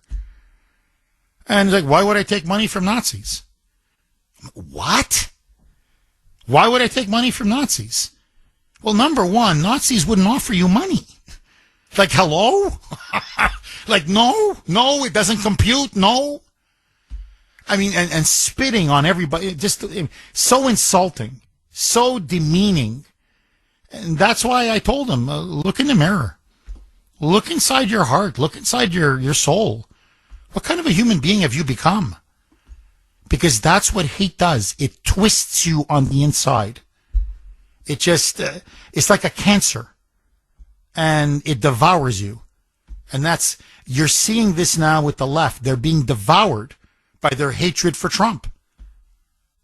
And there's no reason anymore. It's completely destructive. It's irrational. The only upswing, the only silver lining in this is that it's forcing them now to take such extreme, radical, absurd positions, frankly, sick positions, that they've lost the mainstream of the country. Really, look, you can, I'm not patenting this. The Democrat Party has now become the Dems 13 party. That's really what it's Dem 13. It's forget MS 13. It's Dem 13. They are the Dem 13 party. They have embraced MS 13, embraced Tren de Aragua. And these people are insane. So, I don't know if you saw this. I was going to get to it today, but these judges and the rulings yesterday, I was going to talk about Robert F. Kennedy Jr. and a lot of the changes he's making in our food supply. Well, for decades, it was one of the few issues the left was right on. And it was about, our food and what they put in our food and how healthy is it. So Trump now is coming out and saying, no, we've got to look into these food additives and these dyes that they're putting in cereals and in candy and in all kinds of our food that they don't do, by the way, in Europe. So, for example, Kellogg's will make the same cereal, but when they sell in Europe, no artificial additives, none. It turns out those additives, petroleum, based in petroleum. Okay, essentially they're poisons. But they leave it in American cereal. So it's the same box of cereal or the same product, but they will use natural dyes, like either watermelon juice or some kind of a juice, for a little bit of extra color or a little bit of flavor, and they'll sell that in Europe or in Australia or New Zealand or frankly even Canada. But they leave the artificial synthetic food dye based on petroleum in the American one because it's cheaper. And because it's cheaper, Americans will buy it more and they'll eat it more. And then the FDA commissioner came out. I mean, this should be one of the biggest stories in the country. Because what big food did for decades, when most of them on the left, to be fair, activists were saying, but look at this stuff in the food. You shouldn't be putting this in your body. No. FDA says it's perfectly healthy. Quote unquote, they've done rigorous testing. It's perfectly healthy. The new FDA commissioner, Marty Meraki, came out and said, I've got a confession to make. FDA lied to you. What? Yeah, the FDA lied to you. For 40 years, we've been lying to you. There was no rigorous testing. The big food companies were testing their own products. And then they gave us their results, and we trusted them. By the way, as they were buying people off at the FDA, all the money, it's not just big pharma, big food, and they've been swimming in money. And so we deliberately lied and misled you. We told you that these food additives were fine, healthy, no adverse effects whatsoever. It's not true. It's not true. Now, for decades, this was one of the big causes for the left, okay? Trump now comes out and says, geez, I had no idea, Bobby. I'm with you. So they're going to ban 9 of these food colorings, okay, or whatever, synthetic dyes that they put in our food. 9 of them. They're going to start banning them. 617-266-6868 is the number. Okay, please bear with me. This is such an important story, and it has been buried by the media. I can't think almost of a bigger story, frankly. I know the judge is huge. They're blocking Trump, constitutional crisis, a threat to our democracy, or our republic, to be more accurate. No question, okay? Huge story. But we're talking about what we eat. We're talking about now what we put in our body, what we eat, what we put inside of us. And how our own government, because they're in the pocket this time of big food, big pharma wants to inject us. Well, big food wants to put stuff in our body that's not good for us because it's cheap and it's about profits. So I want you to listen to this now. Robert F. Kennedy Jr., Secretary of Health and Human Services, now announcing a ban on 9 food additives. Basically colorings, okay, synthetic additives that they have been putting in our food, cereals, candy, sodas, drinks, a lot of our food supply. Listen now to him. You know why they're banning it? Roll cut 21, Mike. Nobody wants to eat petroleum. Everybody knows there's enough science out there that we know it's terrible for you. That causes health problems, but also behavioral problems. Healthy person has 1,000 dreams. The sick person only has one. And right now, there's 60% of the people in this country who have only one dream. If they can make it through a day without pain, with energy, without having to take medications, And we are going to change that for our country. 9 food additives. 9. That they said was safe for decades. The FDA, one commissioner after another, perfectly safe. Americans, trust us. We're the science. Oops, we lied. Listen now to FDA Commissioner Marty McCarry saying these are petroleum-based food additives. Petroleum. You know, as Robert F. Kennedy said, I met with the food company executives. I said to them to their face, hey, you guys want to eat petroleum at home, that's your business. You can eat all, you want to get sick and die. That's your business. But you're not going to force it on the American people. No way. Especially when we've caught you red-handed. You sell the same product. I'm just going to use Kellogg's cereal as an example.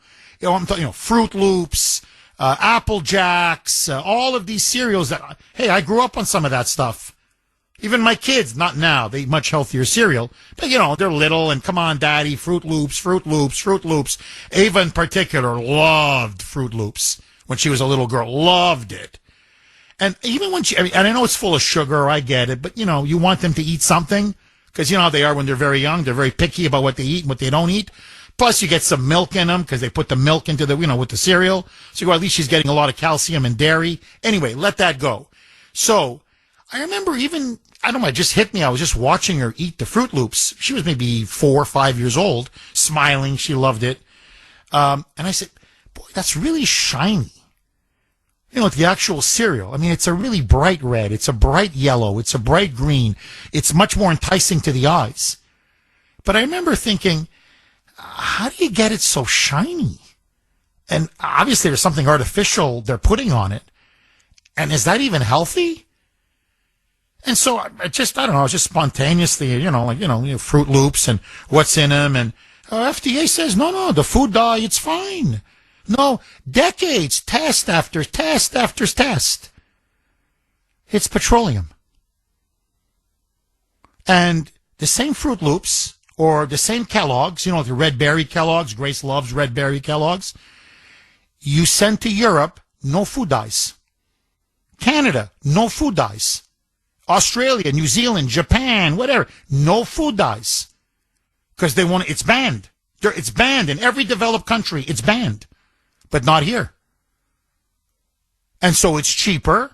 So the price of the cereal box is low. It's reduced. It's lower. And Americans eat more because it's more abundant. It's cheaper to buy. So that's how they make their money. So we were essentially their guinea pigs. They were selling us food that the Europeans would never allow them to sell, or the Canadians, or the Aussies, or the Japanese, many others, Koreans, South Koreans. I'm just using a couple countries as an example. And I'm like, so you were poisoning us? Slowly? Putting garbage in our bodies? Toxins, really, in our bodies? And then you lied that it was safe? I'm sorry, how do heads not roll? So, listen now to FDA Commissioner Marty McCarry. Roll cut 27, Mike.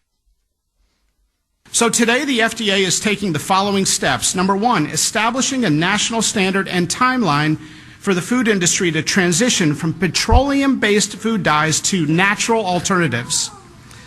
Number 2, initiating a process to revoke authorization of synthetic food colorings, including those not in production, namely citrus red number 2 and orange B, within the coming weeks. Number 3, taking steps to eliminate the remaining 6 synthetic dyes on the market from the U.S. food supply, specifically red dye number 40, yellow dye number 5, yellow dye number 6, blue dye number 1, blue dye number 2, and green dye number 3 by the end of next year. And there were natural food-based dyes. I mean, I don't want to play you these cuts because it's a bit dry and boring, but watermelon juice, beet juice, instead of petroleum-based red dye. And so they're saying, yeah, that's what we give to the Europeans. Yeah, that's what we give to the Canadians. So why didn't you give it to us? And you lied to us on top of it all? Listen now to Robert F. Kennedy Jr. Ay, ay, ay. Ay, ay, ay. This was with Jesse Waters on, I believe, Jesse Waters on Fox. Roll cut 22. Mike. We went to meet with the food companies. I said to my staff, you know, if they want to eat petroleum, they should put it in their food themselves at home. They shouldn't be feeding it to Americans who, without their knowledge, without their consent. And today we announced that we're going to get it out of the food. So there are 9 dyes, Jesse. 2 of them we're going to ban immediately, orange bee and red dye 2. We're going to accelerate the removal of red dye 3, so we're going to bring it down to under a year. And the other 6 dyes, within 18 months, we hope to get them out of all the food. So basically 9 dyes are going to be effectively removed and phased out. Now, just very quick, because I know the lines are full, but just listen to RFK. Just if you can just stand back objectively. This is stuff that we're eating. Okay, this is the stuff they're putting in our food supply. And he makes this point because I've been noticing this. It's been about 20, 25 years. I never, 20 years ago, I never read Robert F. Kennedy Jr. I wasn't aware of the Children's Health Defense Fund, like none of this. Just my own observation. How come everybody's got a peanut allergy now? As an example. Peanut allergies, everything, peanut allergy. I'm like, when I grew up, we never heard of anybody having it. Literally, I never heard of anybody having a peanut allergy. And my friends would say the same thing. They go, Jeff, I can't tell you how many people I met in my life until recently. No one ever had a peanut allergy. Okay, that's as an example.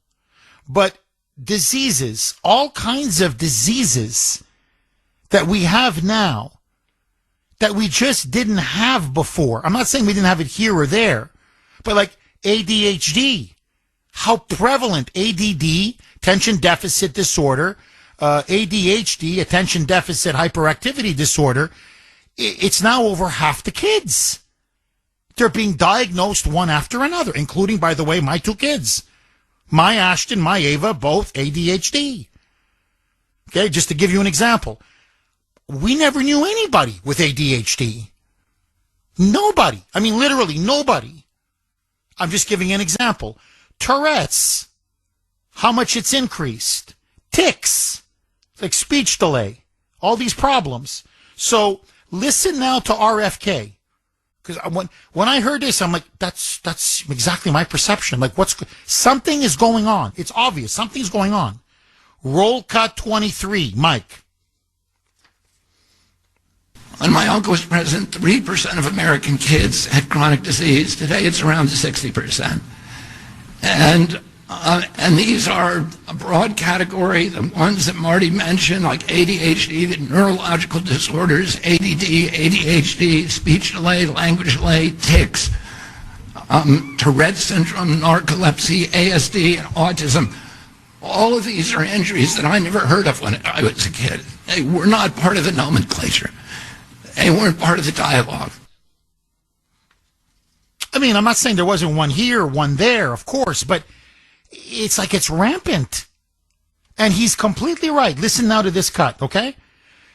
Now, this is John F. Kennedy. Okay, he's talking about, this is when JFK, what the chronic disease in the country was at the time to what it is today. This is going to blow your mind. Roll cut 24. Mike. There was zero spent in this country treating chronic disease when my uncle was president. Today it's about $1.8 trillion annually. It's bankrupting our nation. 74% of American kids cannot qualify for military service. Oh, how are we going to maintain our global leadership with such a sick population? Zero. They spent zero on chronic disease because it was so rare. It was so low. $1.4 trillion a year. And he's right. We have a chronic obesity problem. We have a chronic disease problem to the point that we cannot field, if, in other words, as RFK said, and he's right, if we had to refight World War II, okay, just go back in time, but with our current population, and say, let's just go back in time, we could not fight World War II. Because our population is too overweight, too sick. We couldn't field the army that we had in those days. And just look back at the footage, at the reels. Look how thin everybody was. It doesn't matter. Men, women, black, white, Asian, Latino. It doesn't matter. Look how thin everybody was. Even my parents, when I look at pictures of them, this is like when they first came to Canada, in the 60s, early 70s. I mean, my mom was thin, fit. I don't mean that she worked out. She just ate well and she was fit. I mean, she was healthy. She was thin. My dad, thin. It's the food. Yes, we're more sedentary. Yes, we're all in front of a computer. Yes, we're not as active. Okay, true. But much of it is the food. It's the food supply. Listen now to RFK, because it's not just diabetes. Diabetes is the one that I have diabetes, as an example, type 2, okay? But diabetes gets a lot of the attention. But look at what else it's causing. Just listen to this. Roll cut 25. Mike.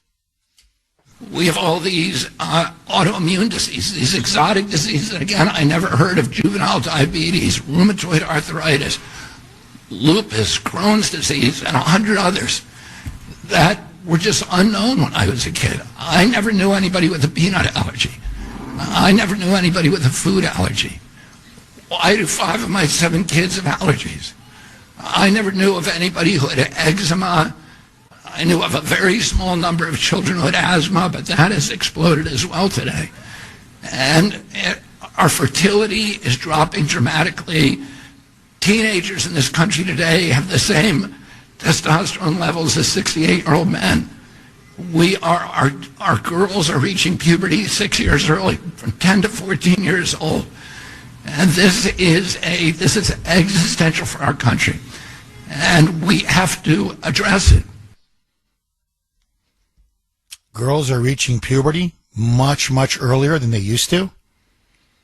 Boys, teenage boys, have the testosterone levels of elderly men. And he's right. I never, growing up, no one had a peanut allergy. No one. I mean, no one. So something is happening. And I think it's not the complete solution, but part of the answer, I think, is, forgive me, the crap that they've been putting into our food. The poison and the garbage that they've been putting into our food. And into our water, and God knows into what else. Here, just again, listen now to RFK. Last cut. Here it is. Roll cut 26. Mike. There's shockingly few studies, even on food dyes, and on all these other ingredients as well. And Jay Bhattacharya, who is here and who's running, the director of NIH, is now narrowly targeting these kind of food additives for scientific study, so that one by one we can start eliminating them where they can. Where we can't, there's things that we'll never be able to eliminate, like sugar. And sugar is poison. And Americans need to know that. It is poisoning us. The additives are poison. The sugar is poison. It's poison. And we consume so much more than any other country on the face of the earth. Now, how, just objectively, okay? Objectively. Please listen to this. If I told you this, what if I told you that there was a massive scandal, that the food that you eat, that all of you eat, that the whole country's been eating for decades and decades and decades, has been deliberately injected with petroleum, unhealthy synthetic colorings, food additives, all kinds of other ingredients that are leading to toxins in people's bodies, having a bad negative reaction where people are getting allergies, explosion in allergies, chronic obesity, juvenile diabetes, lupus, Crohn's disease. I could go on. Puberty now, starting much earlier for girls. Boys losing their testosterone by 17, 18 years old. I could just go on and on. That this is what we know of. By the way, much higher now ADHD, ADD. It's affecting mental development, physical development, and that the government lied. And that the government lied over decades. And that they were paid off to lie by big food. Not just big pharma, big food. Now, objectively, if you're a journalist, is this not front page? Forget front page. Is this not, one of those stories that it's just weeks and weeks. It's just the more you, like an onion, the more you peel it, the more outraged you get. Right? Isn't it one of these stories you're like, oh my God. And they lied about this, and they lied about that, and they lied about what they put in the meat, and they lie about what they put in the cereal, and they lie about what they put in the candy, and they lie about, whatever. They lie about, it's just lie upon lie upon lie. Who's covered this? Barely anybody's touching this. Well, why, Jeff? Okay, turn on your television. I know many of you say I don't watch TV. Just watch. Indulge me. Okay? Cable news in particular, but it doesn't matter. NBC, CBS, ABC, doesn't matter. Take your pick. How many cereals are they selling you? How many candy, M&M? I love M&Ms, don't get me wrong. But how many M&Ms commercials? Skittles, okay? My kids love Skittles. Not anymore. I told them, all that dye is in Skittles. I'm like, no way are you guys having you're never going to have Skittles again, at least in my house. But look at big food. Every second, third commercial, it's something about food. Buy this product, buy this, buy that. They're bought off. You blow this story wide open, big food's going to lose all their revenue. So just like big pharma has bought them off, big food has bought them off. And they've corrupted the FDA to the point that they were cooking the books in terms of the testing, like they did with the mRNA technology, with the COVID jab. It was all a lie. They knew it wasn't safe. They still let it out in the market. They knew it wasn't 100% that you would not get COVID. They lied about that. They said you couldn't transmit it. They lied. They said you couldn't get it. They lied. Why? Just get as many jabs into people's arms, and they made tens of billions. Now, that's our body, man. That's our health. Look, I'll be honest, RFK hit the nail on the head. A healthy person has 1,000 dreams because everything's possible. It doesn't matter. Why? Because you have your health. You lose your health, and trust me, I know.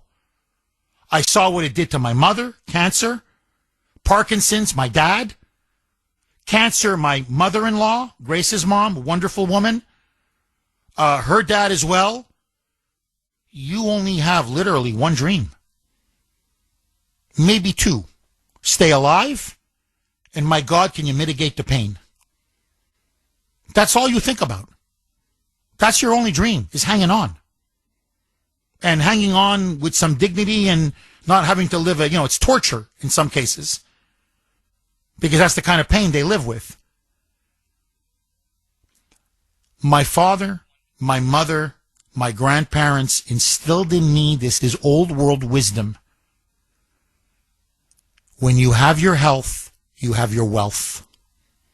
Health is wealth. Forget money. If you're sick, it's useless. When you're dead, you can't take it with you. Outside of your soul, the most important thing is your health. What you put in your body. And our government has been lying to us? Now, my point is to bring it all back to Trump. The left, to their credit, led the charge on this for decades. Okay, lines are loaded. Mark in Rhode Island. Thanks for holding, Mark. I know you've been holding patiently. Thank you and welcome. Morning, Jeff. So, as the old saying goes, elections have consequences, and executive orders are one of those consequences. And it was Obama who brought those to the forefront during his administration. So what I think should happen, and I don't agree that the Supreme Court, 9 people, should decide the fate of 330 million people. But I think what they should do is they should drop everything they're doing right now, because right now this is the most important issue in front of the American people, because everything that President Trump has tried to do has come back as being undone. So they should drop everything, focus on this, make a decision within a couple of days, because they've been knowing about this for a while, and then send it right over to Congress. And it should be voted as an amendment to the Constitution. And if the Democrats fight back, they can say, well, when you're in office and you regain power, all the Republican judges, we're going to do the same thing that you've done to us. So I think if they make an amendment and just put this to bed once and for all, then maybe we can table this issue, because basically Washington is all they want is to tread water on everything. They don't do anything. They don't want to do anything. Case in point, the Democratic Party, all they do is defer and deflect on issues. You would think they would be getting behind Doge because it's a great thing for the country, but they're out, not talking anything about that particular subject. And when the Republicans are not in power, they put through more bills, and then they can say, well, we tried to do this, but we didn't have the votes. And then when they are in power, they don't ever vote in unison. Even the Supreme Court, Judge Roberts and Amy Coney Barrett, they've already gone sideways in a couple of these decisions. And if it was a Democrat majority, they would go 9-0. There wouldn't be any, or whatever the majority is. And if Roberts is the problem, like he was with Obamacare, where he was deciding votes that went through, just like a CEO of a corporation, if the CEO is not doing his job, he can be removed from the board. So that's what I think. I think right now it needs to become an amendment so this does not become an issue for perpetuity, because it's just going to be a ping pong ball. It's going to go back and forth, just like the border. If the Democrats get back in, the border will be open. So I think we need to settle this issue once and for all. Mark, I agree. I think you're right, and I think we need to settle many issues, not just this issue, once and for all. But look, Mark, to give the devil their due, okay, or the devil its due, the Democrats fight like hell. I mean, even Trump has said this many times. I mean, just, again, objectively, just stand back. We have the presidency. We have the House of Representatives. We have the Senate. And in theory, we have the Supreme Court. 6-3, if you consider Roberts a conservative. I don't, but in theory, he's a conservative. 5-4 if you want to put Roberts with the liberals. So we've got the Supreme Court, we've got the Department of Justice, we've got the FBI, we've got both chambers of Congress, we've got the White House, for God's sake. And they're still kicking our ass. I mean, and how are they doing it? By these loser, and it's maybe 30 of them, 24 to 30. There's hundreds and hundreds of these district court judges. So it's not like, 80-85% of them are, solid judges. So it's a fringe of these activist judges. So it's the media, which amplifies every decision, obviously, but the liberal elite media, and 25, 30 judges. And it's like the tail wagging the dog. It's incredible. And they do it again and again and again. In Trump's first term, which you know better than anybody, it was these bureaucrats, these deep state bureaucrats, who literally came up with a lie, a fiction, that Trump was in bed with Putin, he was an agent of the Kremlin, and they paralyzed his presidency essentially for 4 years. Now, they're just inventing rights left, right, and center. Now, all they have to say is due process. They're going, boo. And they're like, oh my God, due process for Trent Aragua, for these terrorists, these human traffickers, these butchers, these murderers,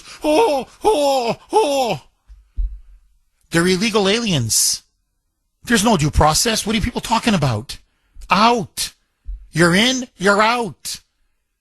You came in illegally, you're out. What are we talking about? So, Mark, they fight, we don't. That's the problem. It's always the same problem. And, look at Trump and look at Elon. They're fighters. Look what just two men have managed to do. So we need more fighters. And that's our problem. We have a lot of strengths on our side. I know our people, trust me. They're decent, they're good, they work hard, they're great parents. They're salt of the earth. They're incredible people on many levels. But they don't like to fight. It's not in their DNA. The Democrats, some of the biggest losers you'll ever find on the planet. But they fight. And that's our Achilles heel. Mark, am I wrong? Final word to you. Correct, and I don't know if I heard it here on this show or something, but they call the ruling class down there, they call them weebies. We'll be here before you were here. We'll be here after you leave, and that's what he's dealing with. It's the deep state. So, but hopefully this will get settled and we can go on with what we voted for. We got to fight. God bless you, Mark. Thank you very much for that call. I really appreciate it. Mike, do I have time to squeeze one more in? Mike, it's nice to see that you're on top of the show, Mike. That you're paying attention and not going on about the NFL draft with Sandy and what, New England Patriots' pick, and was it a good pick or not a good pick? It's nice that you're paying attention, Mike. You're on top of this. Whoa. All right. Aaron in the great state of Idaho. Best potatoes in the world, I'm telling you. Aaron, thanks for holding and welcome. Before I get to my points, I have some breaking news from This is CNN. CNN is reporting that Pope Francis is as sharp as a tack and totally, completely healthy. And if you say otherwise, you're a conspiracy theorist. Also, Judge Boasberg has ordered that the astronauts be put back into outer space. Trump had no constitutional right to rescue those astronauts. Jeff, back to your topic on illegal immigration. Did we really think the Democrats would roll over? I want to attack both Democrats and Republicans, if I may. Dear Democrats, how stupid can you guys be with this Maryland man as your poster child? You are wasting your tears and your empathy on MS-13. For what it's worth, I can understand you guys fighting for the Dreamers, or the ones who say, oh, we can't deport the doctors or the college graduates. Well, what are you doing? You're going to bat for MS-13? Please keep doing this. The 2026 midterm election ads write themselves. I'm Democrat so-and-so running for the Senate. Vote for me, and I'll bring... Aaron, Mike, you couldn't let him finish the phrase. The guy was on a roll. Okay, we'll take all of your calls, I promise. But first, joining me now, as she always does at this time, she is the co-founder, president, CEO of Kelly Financial Services. And yes, that is her wonderful name, Kelly. Kelly, how are you? Morning, Jeff. I am good. Helping an adult child financially can bring up a lot of emotion, whether it's student loans, a down payment, or child care. Your heart says yes, but your head says, can I really afford this? At Kelly Financial, our advisors help families walk that line every day. We're not just here to run numbers. We're here to serve as your neutral third-party guide. We take a close look at your retirement plan, the risk, and the bigger picture, so you can make a smart decision about helping your family without putting your own future at risk. We also have a free investor guide, your retirement income planning checklist. It's a practical, easy-to-follow guide to help you assess whether your retirement income can support these kinds of decisions. To get your copy, give us a call or email Kelly at kellyfinancial.org. Jeff, I will continue this conversation tomorrow morning at 9 a.m. on Safe Money Strategies Radio. Do tune in or go to our website for the Radio Rewind. Jeff, have a wonderful weekend. My best to Grace and the kiddos. Thank you. Have a wonderful weekend, Kelly, and give my best to everyone at Kelly Financial. Again, if you want a free retirement consultation, call 888-800-1881, 888-800-1881, or you can email Kelly yourself, Kelly at kellyfinancial.org, Kelly at kellyfinancial.org. All right, let's go right back to Aaron. Aaron, you were laying into the Democrats. You want to take it to the Republicans as well. But Mike, you're always trigger happy. He loves that button. Cut you off just as you were building up to your crescendo. So please finish off your attack on the Dems. And then what do you want to say about the Republicans? I want to say this to Mike. Ashton Genty drafted Boise State University to the Raiders. So here's what I want to say to Democrats. I beg you, Democrats, as it was said in the Christmas movie, I triple dog dare you. Run on this. I'm Democrat so-and-so. Vote for me, and I'll bring back all those MS-13 gang members back here to the United States, and I'll bring them to a neighborhood near you. Please be that stupid. Now, on to the Republicans, to Mike Johnson and the Republicans. You were talking about ADD. Hey, Republicans, how about you get off your ASS and help Trump? If the judicial branch is against us, make it 2 against 1. Democrats keep saying Congress has to do tariffs. Congress has to do this. Congress has to do that. If I was Mike Johnson, I would say, challenge accepted. Let's do the tariffs. Pass a law saying illegal immigrants do not get due process. They do not get lawyers. They don't get this, that, and the other thing. Jeff, you might want to answer this question. Did Congress pass the no tax on tips yet? But I want to point this out to Republicans. Do not waste Trump's first year like you did in 2017. Remember in 2017, the Republicans took 8 months trying to repeal Obamacare, and then they fell flat on their face and just flushed 8 months down the toilet. We can't afford to do that again. Get to work, Republicans. Aaron, couldn't have said it better myself.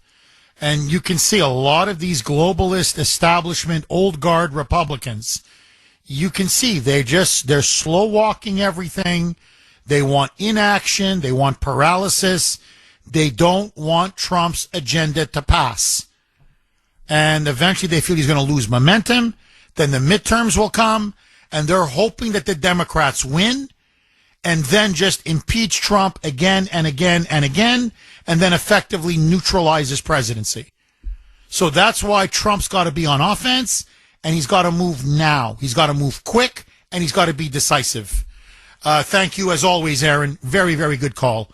617-266-6868. Okay, let me throw this quick log on the fire.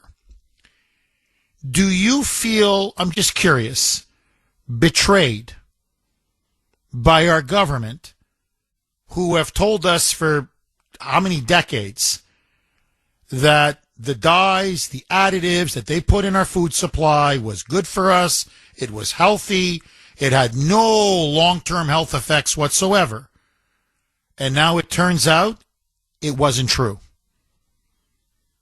I'm just curious. And you have some Republicans and some conservatives who are attacking RFK Jr., saying that he's doing what Democrats do, which is add more regulations. They don't like this push now to ban these food additives, saying that we don't need more regulations, we need less regulations. And if you don't like what's in the food supply, just don't eat it. I mean, that's the argument many libertarians are making. You don't like the fact that what they have in, say, Fruit Loops or Apple Jacks or whatever, Special K or whatever the cereal is, just don't buy it. You don't like what's in the candy? Don't buy it.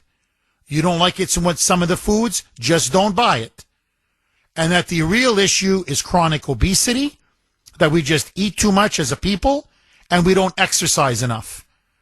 And that Trump should be, RFK, along with Trump, but it's RFK in particular, should be pushing physical fitness. Exercise, get in shape, eat less. And that will end the chronic obesity and the chronic health epidemic. I disagree. I mean, yes, it's good to exercise, eat in moderation, no question. I think if you've got petroleum-based products being put in as food colorings into the food supply, if the government is not there to regulate that, what the hell are they there for? Am I wrong? 617-266-6868. Do you trust the food that you've been eating? And should the government get rid of or ban these food dyes and food additives? I say yes. What say you? Kathy in Rochester. Thanks for holding, Kathy, and welcome. Good morning, Jeff. I had to call in because this is my wheelhouse, and this has been my wheelhouse since 1991 when I was fortunate to work for a holistic chiropractor who believed in educating his employees on everything holistic. So I learned so much about food. It was amazing, and I absorbed it like a sponge, and I really got it. And I would talk to people about this, and it was so frustrating because they'd all say, oh, you're going to die of something.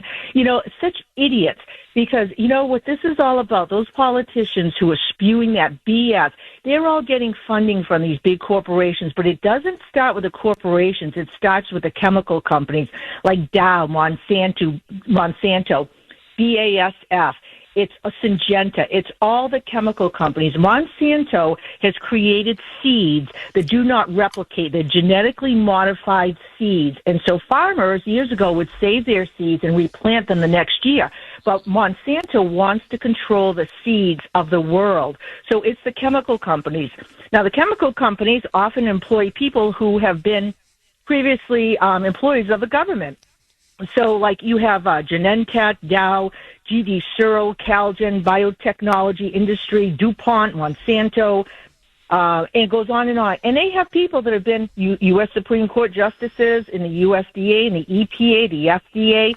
So they're all working hand in hand, lockstep. And the politicians are getting tons of money for their campaigns from these companies. So that's why they're going to say, oh, everything's good for you.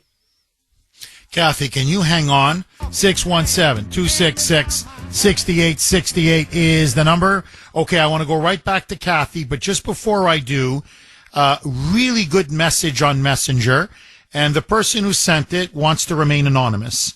So I said, sure, no problem. I respect that. So I won't mention the name, but trust me, it's right in front of me. And makes an excellent point. Jeff, it's not only the food additives.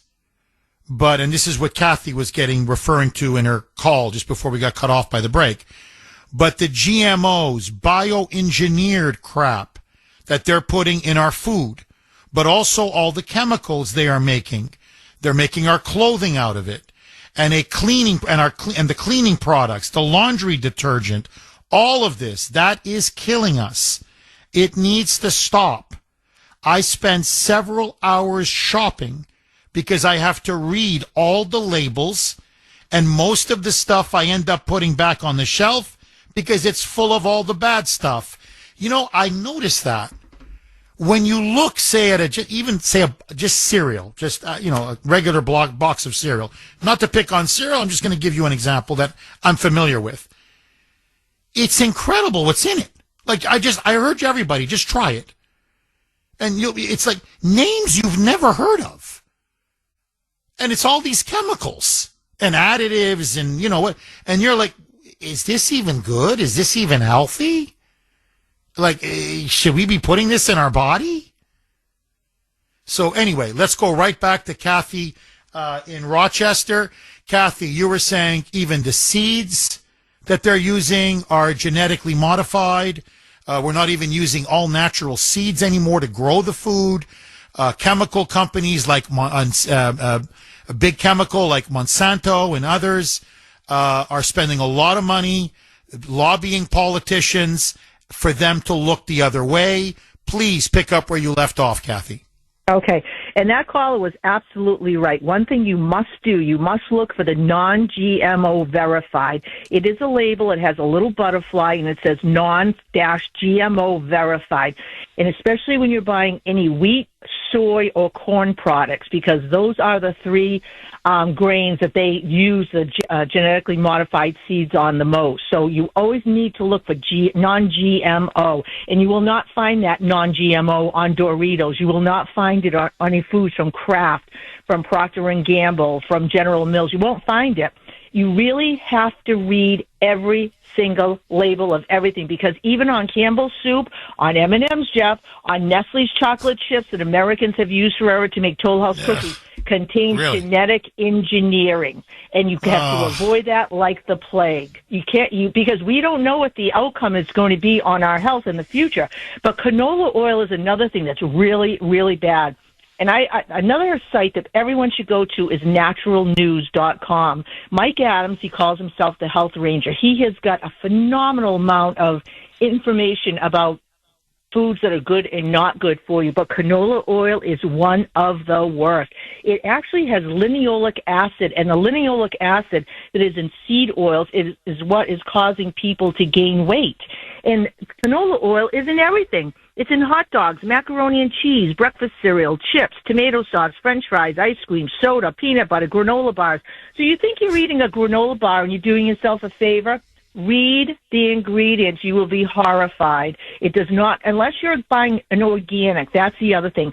Organic. If you can buy organic, buy organic. I know it's going to cost more, but consume higher quality food in less amounts, because that is the problem. Americans are eating way too much food, and they're eating poor quality food. But the other thing your friend touched upon, laundry detergent. Do not use Tide. And you're right. All the commercials on TV are for the absolute worst products for you. I'm horrified. I don't watch much network TV, but when I do, I laugh, because every single product that they are advertising is the absolute worst product. I worked with someone who came down with a neurological problem. He's passed away. He always smelled like Downy. And I love the smell of Downy, but I'll tell you something. Sometimes people use way too much chemicals. Gain is another one. It's horrible. And they load their clothes with all these chemicals. Your skin is the largest organ in your body. And when you have all those chemicals on your skin, and when you use lotion, that's another thing. People have to learn the ingredients to avoid, because all these lotions, shampoos contain all these chemicals, and your body is absorbing those chemicals. When you put that lotion on, when you put, shampoo your hair, you use soap. I use all natural soap. I couldn't go back and use. People think Ivory is a good soap. It's not. If I get Dial, it's loaded with chemicals. That's, there's so much to it, Jeff. It's amazing. How about, you're saying Quaker oatmeal bars, no good? Well, the oatmeal is good, but you have to read the rest of the ingredients. Probably not. I would not say Quaker is good. You're probably better off with some other brands. You have to read the labels, and you find the brand that has the least amount of ingredients. No, I'm sorry. I misspoke. I mean, the Quaker granola bars. You're saying because I love those Quaker granola bars, chocolate chip. I mean, I love them. I have a cup. Actually, I have 2 every morning with the rest of my breakfast. And you're saying that's no good? Because you will be shocked to find out what has genetic engineering. If it has canola oil, it is not good. If it has soy oils in it, it's not good. I would go to another brand, maybe Be Kind. There's far more brands, because Quaker is a big corporation. Again, it's a corporation. We have to make the switch. What we have to do is you have to go to the transitional diet. And Jeff, I hate to tell you, I've been humming to you about this for years. You got to stop drinking soda and eating at McDonald's, because that is not high quality food. We have to sacrifice a little bit for good health. And it's not a big sacrifice. It's making better decisions, better choices, because Your health, like you said, when you have your health is wealth. When you are sick. But the other thing I just want to, and then I'm going to let you go. They're feeding big pharma. So you have the chemical companies, the big food corporations, all feeding big pharma. Because when you eat all this poor quality food that makes you sick, who benefits? Big pharma. Now they put you on all these pharmaceutical drugs. So it is like it's a little circle, it's a little wheel that goes around and around, and we, the people, are the ones who are suffering. So you know what? You got to fight them tooth and nail. You say, to hell with you. I'm going to make better choices. I'm going to eat healthy, and I'm not going to get sick. And you can all go take it where the sun doesn't shine. That's how I look at it. Fight them tooth and nail. No, I hear you, Kathy, but a man's got to live too. You know what I mean? It's just, you know what I'm saying? It's like I can't just live on fish, celery sticks, and water. I can't do it. I just can't do it. But no, I hear you. And I'm going to return to this topic because obviously food, molto importante. And as my parents always said, your health is your wealth. And on that note, have a wonderful weekend. Bye-bye.